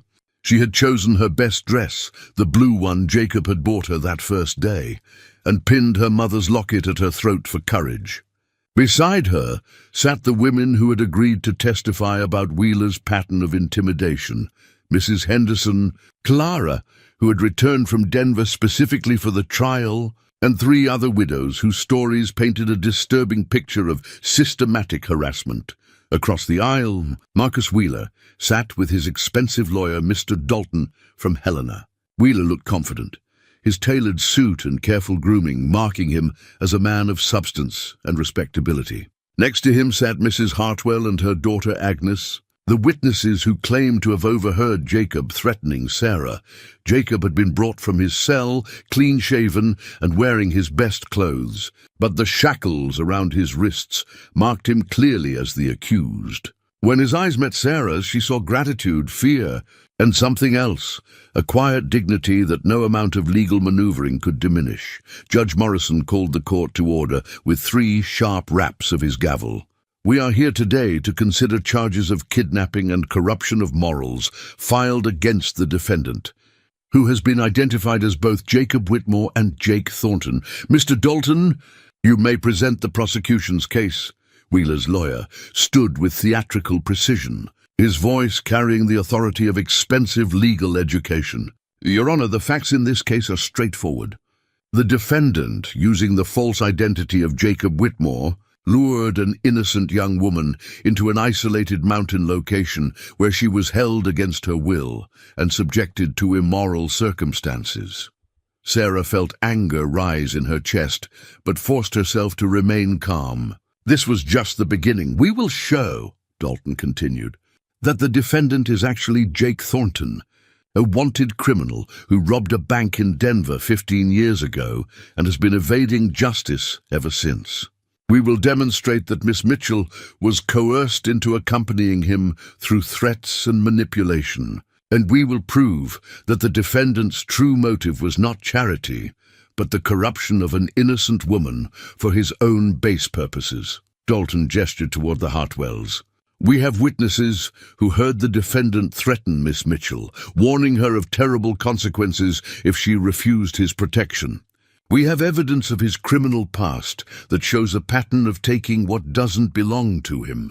And we have the undeniable fact that he held this young woman in an isolated location with no means of escape or contact with civilized society. The lawyer sat down with satisfied confidence. Sarah could see the effect his words had on the packed courtroom. Murmurs of concern, disapproving looks directed at Jacob. Wheeler had chosen his representative well. Judge Morrison turned to Sarah. Miss Mitchell, I understand you are representing the defendant in this matter. Are you prepared to present your case? Sarah stood on shaking legs, her mouth suddenly dry. She had never spoken in a courtroom before, never faced a judge or argued a legal case. But as she looked at Jacob, at the man who had saved her life and taught her to believe in herself, she found her voice. Your Honor, the prosecution would have you believe that Jacob Whitmore is a dangerous criminal who preys on innocent women. I intend to prove not only that these charges are false, but that they represent a deliberate attempt by Marcus Wheeler to use the legal system to force an unwanted marriage. A ripple of surprise went through the courtroom. Wheeler's face flushed red, but his lawyer remained impassive. I will show, Sarah continued, gaining confidence, that Mr. Wheeler has a documented pattern of threatening and intimidating single women in this community. I will demonstrate that the witnesses against Jacob have been coerced or misled. And I will prove that Jacob Whitmore, whatever his past may have been, has spent the last 15 years living as an honorable man who has helped countless people and hurt no one. Sarah sat down, her heart pounding. Judge Morrison studied her with interest. Clearly, he hadn't expected such a direct challenge to the prosecution's case. Mr. Dalton, call your first witness. Mrs. Elizabeth Hartwell took the witness chair with obvious nervousness. She was a thin woman in her 40s, dressed in severe black clothing that emphasized her pinched features. Mrs. Hartwell, Dalton began smoothly, please tell the court what you witnessed at the Golden Creek Inn. Well, I was staying there during the terrible storm, and I couldn't help but overhear a conversation between that man, she pointed at Jacob, and Miss Mitchell. What did you hear? Mrs. Hartwell's voice grew stronger as she warmed to her testimony. He was telling her about all the terrible things that could happen to a woman alone in a frontier town, about how she needed his protection, how she'd regret it if she didn't accept his offer. It sounded very much like a threat to me. And how did Miss Mitchell respond? She seemed frightened, overwhelmed, like she didn't have any choice but to go with him. Dalton nodded approvingly. Thank you, Mrs. Hartwell. Judge Morrison looked at Sarah. Your witness, Miss Mitchell. Sarah stood, her hands steady now. She had spent hours preparing for this moment. Mrs. Hartwell, you said you overheard this conversation. Where exactly were you when it took place? In the common room of the inn. And where were Jacob and I? Mrs. Hartwell, Sarah continued gently but firmly, have you ever had any business dealings with Marcus Wheeler? Dalton jumped to his feet. Objection! Irrelevant to the charges. Your Honor, Sarah said, it goes to the witness's credibility and potential bias. Judge Morrison considered this. I'll allow it. Answer the question, Mrs. Hartwell. The woman's face went pale. Mr. Wheeler holds the mortgage on my late husband's farm. And is that mortgage current? I've fallen behind on some payments. How far behind? Your Honor, Dalton interrupted, this line of questioning is directly relevant to whether this witness has been coerced, Sarah said firmly. Mrs. Hartwell, how far behind are you on your mortgage payments? 3 months, the woman whispered. And what did Mr. Wheeler tell you would happen to those payments if you testified in this case? Mrs. Hartwell looked desperately toward Wheeler, who was staring at her with barely concealed anger. He said that if I helped establish the facts about what happened at the inn, he might be able to work with me on the payments. A murmur went through the courtroom. Sarah pressed her advantage. So your testimony here today could mean the difference between keeping your farm and losing it. Yes, Mrs. Hartwell admitted, tears forming in her eyes. And if your testimony doesn't satisfy Mr. Wheeler, I could lose everything. Sarah turned to face the courtroom. Your Honor, I submit that this witness has been coerced into providing testimony that supports Marcus Wheeler's version of events, under threat of losing her home. Judge Morrison's expression had grown stern. Mr. Dalton, do you wish to redirect? Wheeler's lawyer stood, but his confidence had visibly shaken. No further questions, Your Honor. As Mrs. Hartwell stepped down, clearly distraught, Sarah felt the momentum in the courtroom shift. She had drawn first blood, exposing the prosecution's key witness as compromised. But she knew the hardest part was still ahead. Judge Morrison consulted his notes. Mr. Dalton, your next witness. The prosecution calls Agnes Hartwell. Agnes was younger than her mother, perhaps 25, but she carried the same nervous energy. As she settled into the witness chair, Sarah noticed how her eyes kept darting toward Wheeler with obvious fear. "Miss Hartwell," Dalton began, "did you also witness the conversation between the defendant and Miss Mitchell?" "Yes, sir. And what was your impression of what you heard?" Agnes spoke as if reciting a rehearsed speech. "The man was clearly threatening Miss Mitchell. He told her that bad things happened to women who didn't accept protection. He made it sound like she had no choice but to go with him." Sarah watched the young woman carefully, noting the tension in her shoulders, the way her hands gripped the chair arms. This was not the testimony of someone telling the truth. This was the performance of someone who had been coached and frightened into compliance. When Sarah's turn came to cross-examine, she stood slowly, her voice gentle but probing. "Miss Hartwell, you're not married, are you?" "No, ma'am. And you live on your mother's farm?" "Yes. That must be difficult, trying to manage a farm with just the two of you." Agnes nodded, some of the tension leaving her shoulders at Sarah's sympathetic tone. "Have you ever had occasion to meet Marcus Wheeler before this trial?" Agnes glanced nervously toward Wheeler.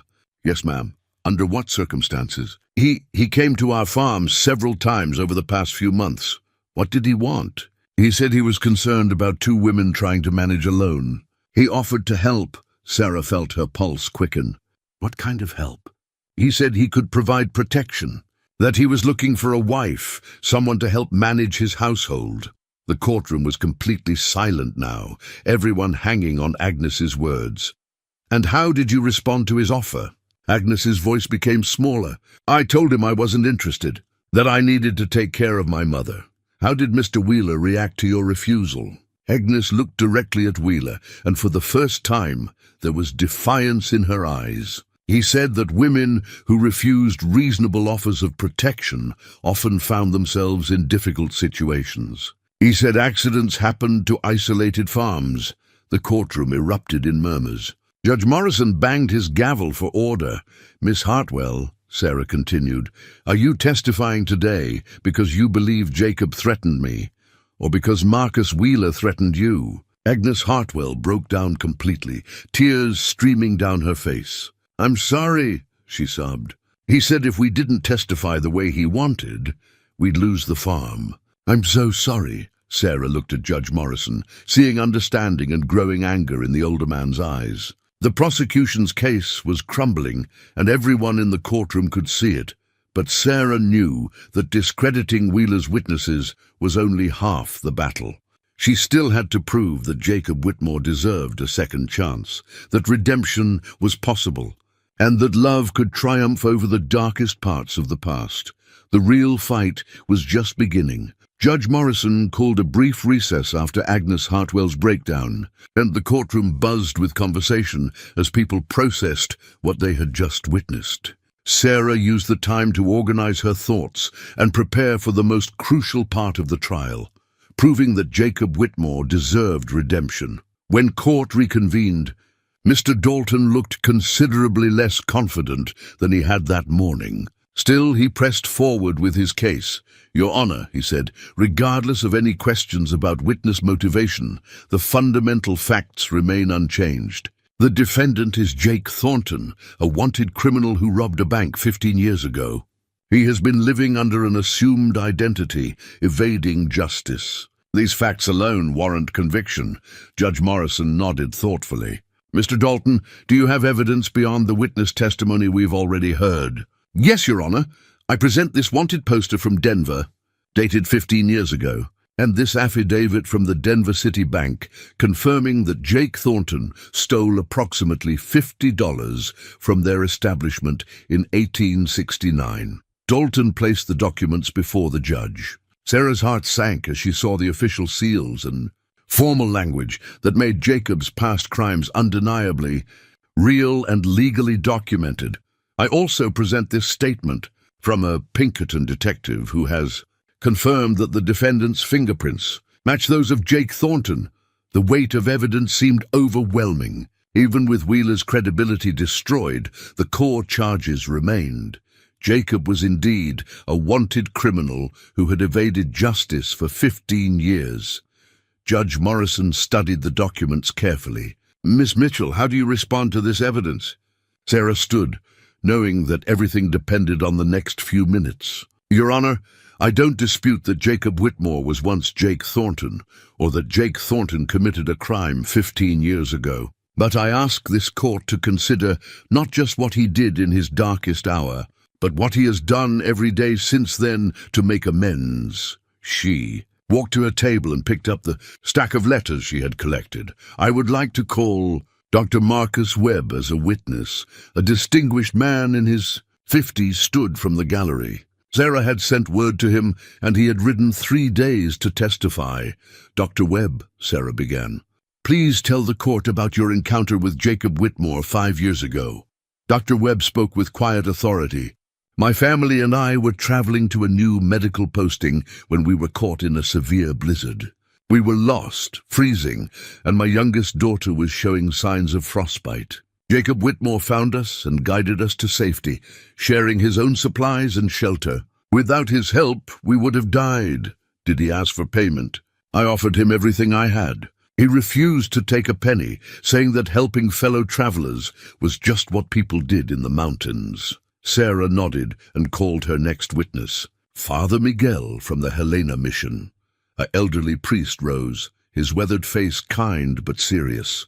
Jacob Whitmore rode 2 days through dangerous territory to bring medical supplies during a diphtheria outbreak at our mission 3 years ago. He risked his life to help people he had never met, including several Cheyenne children. When I tried to bless him for his kindness, he said he was just trying to balance the scales. He said he had done harm in his past and was trying to make up for it through good works. It was clear to me that this was a man seeking redemption through service to others. Sarah called 3 more witnesses, the trapper who had taught Jacob wilderness skills, a traveling merchant Jacob had rescued from outlaws, and an elderly Cheyenne elder named Two Hawks who spoke through an interpreter about Jacob's respect for the land and its people. This man you call Jacob Whitmore, Two Hawks said in halting English. He understands the old ways. He takes only what he needs, gives back more than he takes. The mountains have taught him wisdom that many white men never learn. When Sarah's witnesses had finished, the courtroom was silent. She could see the effect their testimonies had on the crowd. These were respected members of the community, speaking about Jacob's character with genuine gratitude and respect. Judge Morrison looked thoughtful. Miss Mitchell, these testimonials speak well of the defendant's character in recent years. But the law is clear about fugitives from justice. Good deeds don't erase criminal acts. Sarah took a deep breath. This was the moment she had prepared for. The argument she hoped would save Jacob's life and their future together. Your Honor, may I address the court directly? You may. Sarah moved to stand before the judge's bench, her voice carrying clearly through the packed room. Your Honor, 15 years ago, a man named Jake Thornton walked into a bank with a gun and desperation in his heart. He had lost his wife and child to disease, lost his farm to creditors, lost everything that gave his life meaning. In that moment of crushing grief and rage, he made a terrible choice. She paused, looking around the courtroom. But that same man, when faced with a terrified bank teller who reminded him of his dead wife, couldn't go through with his planned robbery. He took $50, barely enough to buy supplies, and fled, not because he was a hardened criminal, but because he was horrified by what he had almost become. Sarah pulled out the marriage certificate she had prepared, though she and Jacob hadn't yet had a ceremony, Your Honor. I ask this court to consider not just the crime Jake Thornton committed, but the man Jacob Whitmore became. For 15 years, he has lived a life of service and integrity. He has saved lives, helped strangers, and asked for nothing in return.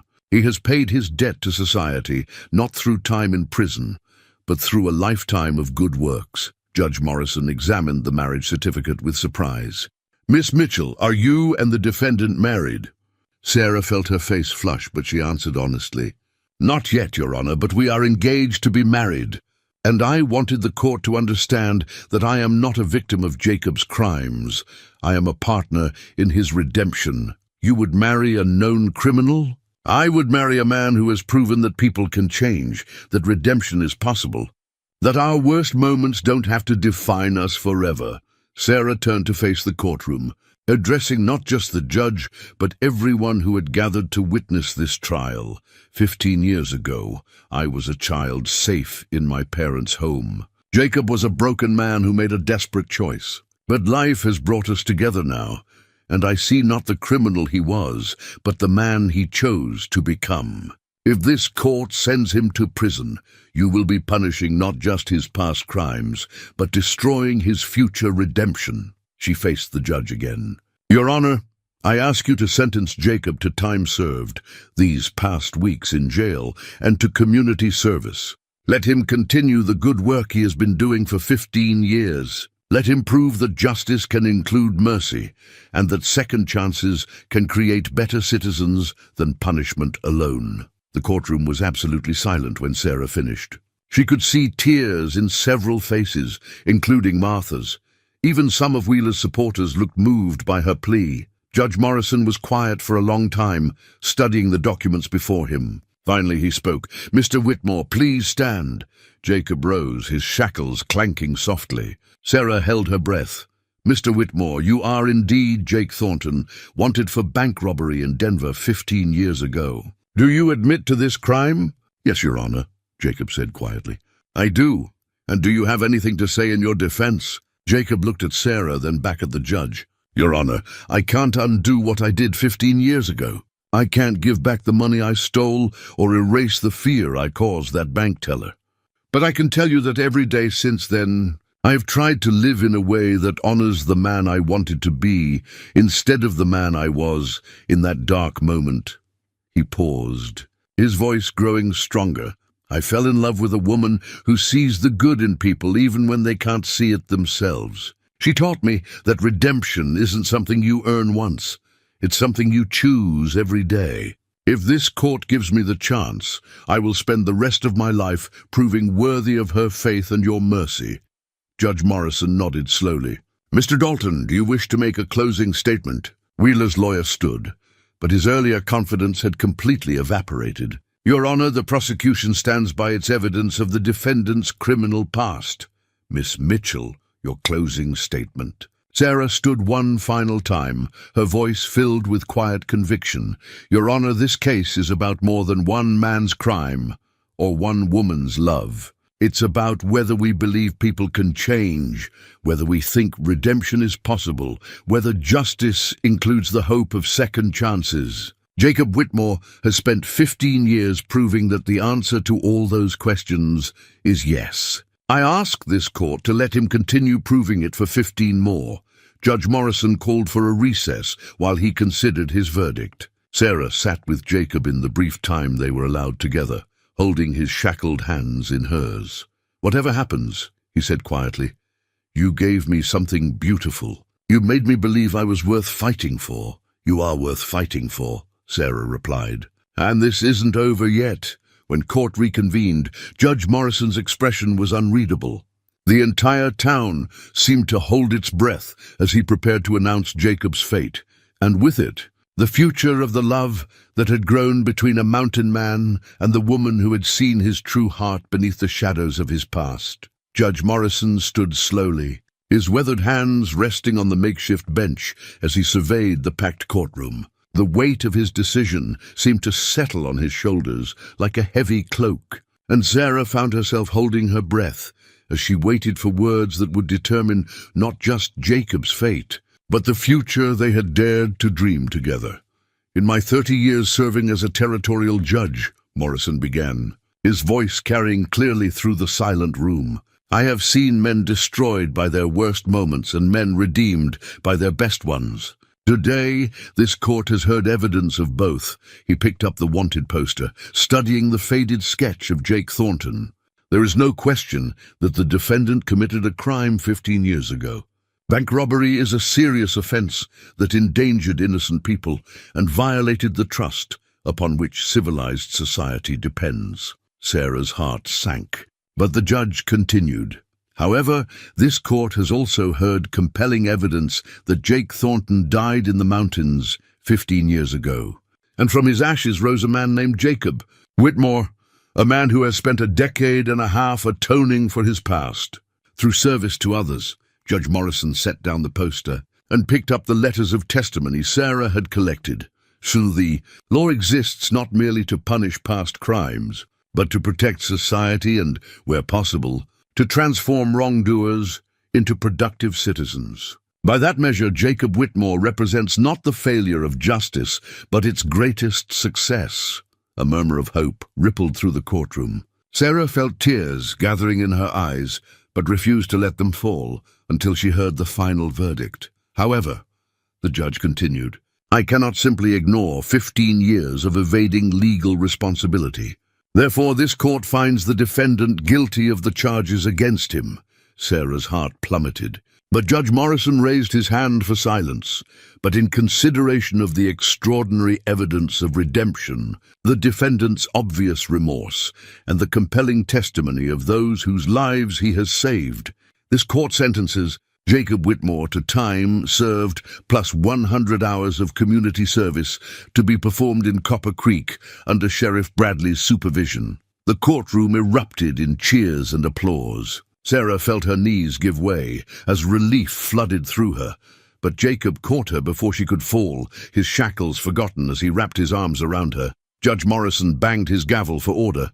Furthermore, he announced when the room quieted, given the evidence of coercion and intimidation presented regarding the prosecution's witnesses, this court orders a full investigation into Marcus Wheeler's business practices and his treatment of vulnerable women in this community. Wheeler's face went pale as Sheriff Bradley moved toward him. Mr. Wheeler, you'll need to come with me for questioning about the witness tampering allegations. As Wheeler was led away, protesting his innocence, Sarah found herself surrounded by well-wishers. Martha embraced her tearfully. Dr. Webb shook Jacob's hand with genuine warmth, and even some of the townspeople who had been skeptical earlier offered congratulations. You did it, Jacob whispered in Sarah's ear as Sheriff Bradley removed his shackles. I don't know how, but you did it. We did it, Sarah corrected. Together, 3 months later, on a warm spring morning that painted the mountains in shades of gold and green, Sarah and Jacob stood before Father Miguel in the small church of Copper Creek.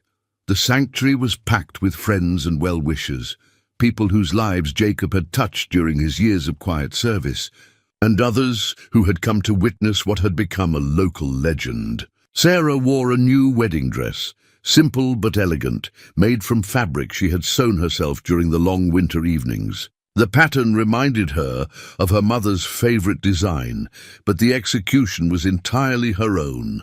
Jacob stood beside her in his best suit, clean-shaven and nervous. Looking younger than his years, do you, Jacob Whitmore, take Sarah to be your lawfully wedded wife, to have and to hold, in sickness and in health, for richer or poorer, for better or worse, as long as you both shall live? Jacob's voice was strong and clear. I do.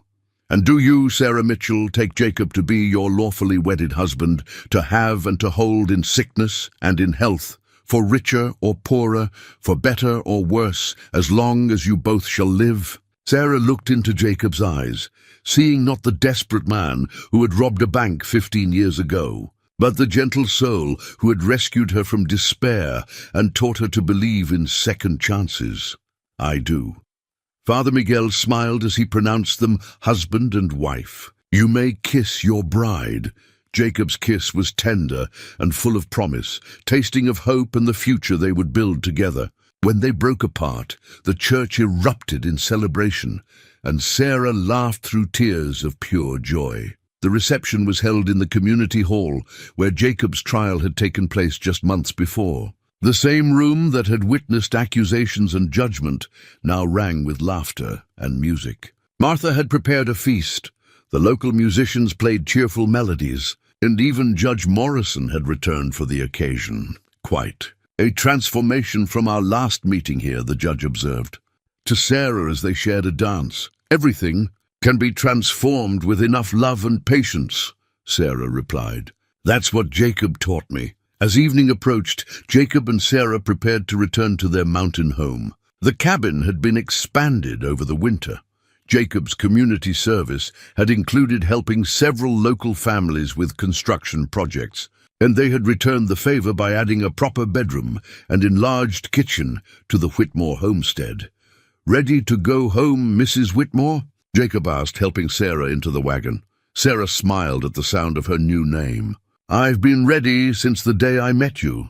The ride up the mountain was peaceful, filled with comfortable conversation and shared silence. When they crested the ridge overlooking Paradise Valley, Sarah gasped at the beauty of the scene below. The meadows were carpeted with wildflowers. The stream ran clear and swift with snowmelt, and their cabin looked like something from a fairy tale. "Welcome home," Jacob said, echoing his words from their first visit. Inside the cabin, Sarah found that Jacob had prepared a surprise. The quilt she had been working on during those uncertain weeks, the one with interlocking rings that had symbolized their growing partnership, was completed and spread across their marriage. "Bed, when did you finish it?" she asked in wonder. "During those long nights in jail, Martha brought me your sewing kit, and I worked on it by lamplight. I wanted it to be ready for our wedding night." Sarah ran her hands over the intricate pattern, marveling at the neat, careful stitches that Jacob had added to her own work. It was beautiful in its imperfection, some rings slightly uneven, some colors not quite matching, but it was theirs. Created together through patience and love. "It's perfect," she whispered, that night, as they lay beneath the quilt they had created together. Sarah reflected on the journey that had brought them to this moment. A year ago, she had been a desperate woman searching through garbage for scraps of food. Jacob had been a lonely hermit, convinced that his past disqualified him from happiness. Now, they were partners in the truest sense, two imperfect people who had chosen to build something beautiful. From the broken pieces of their histories, "Are you happy?" Jacob asked, his arm tightening around her. Sarah considered the question seriously. Happiness felt too small a word for what she felt. "Contentment, joy, fulfillment, hope, all of these and more. I'm complete," she said finally. "For the first time in my life, I feel complete." Outside their window, the mountains stood eternal and watchful, guardians of the valley, where two lost souls had found each other and built a love strong enough to weather any storm. The stars wheeled overhead in their ancient patterns, and somewhere in the distance, a nightbird called to its mate with a song of pure joy. In the morning, they would begin their life together in earnest, tending their garden, caring for their animals, welcoming the occasional traveler who needed shelter or help. Jacob would continue his quiet works of service, and Sarah would teach the children of families who settled in the growing valley. But tonight, they simply held each other under the quilt that represented their journey from desperation to hope, from loneliness to love. From broken pasts to a shared future bright with possibility. The mountain man had come to town for supplies and found something far more precious than anything money could buy. And the hungry bride, who had searched through trash for bread, had discovered that the greatest nourishment came not from food, but from the love of someone who saw her true worth. Together, they had learned that redemption was real, that second chances could bloom into lasting happiness, and that sometimes the most beautiful love stories began with the simplest act of human kindness, one person choosing to help another when help was needed most. In Paradise Valley, where the wildflowers bloomed eternal and the streams ran clear and cold, Jacob and Sarah Whitmore settled into the rhythm of a life built on love, forgiveness, and the unwavering belief that every person deserved the chance to become better than their worst moment. And they lived, if not happily ever after, then happily enough, which, as any wise person knows, is the very best kind of happiness there is.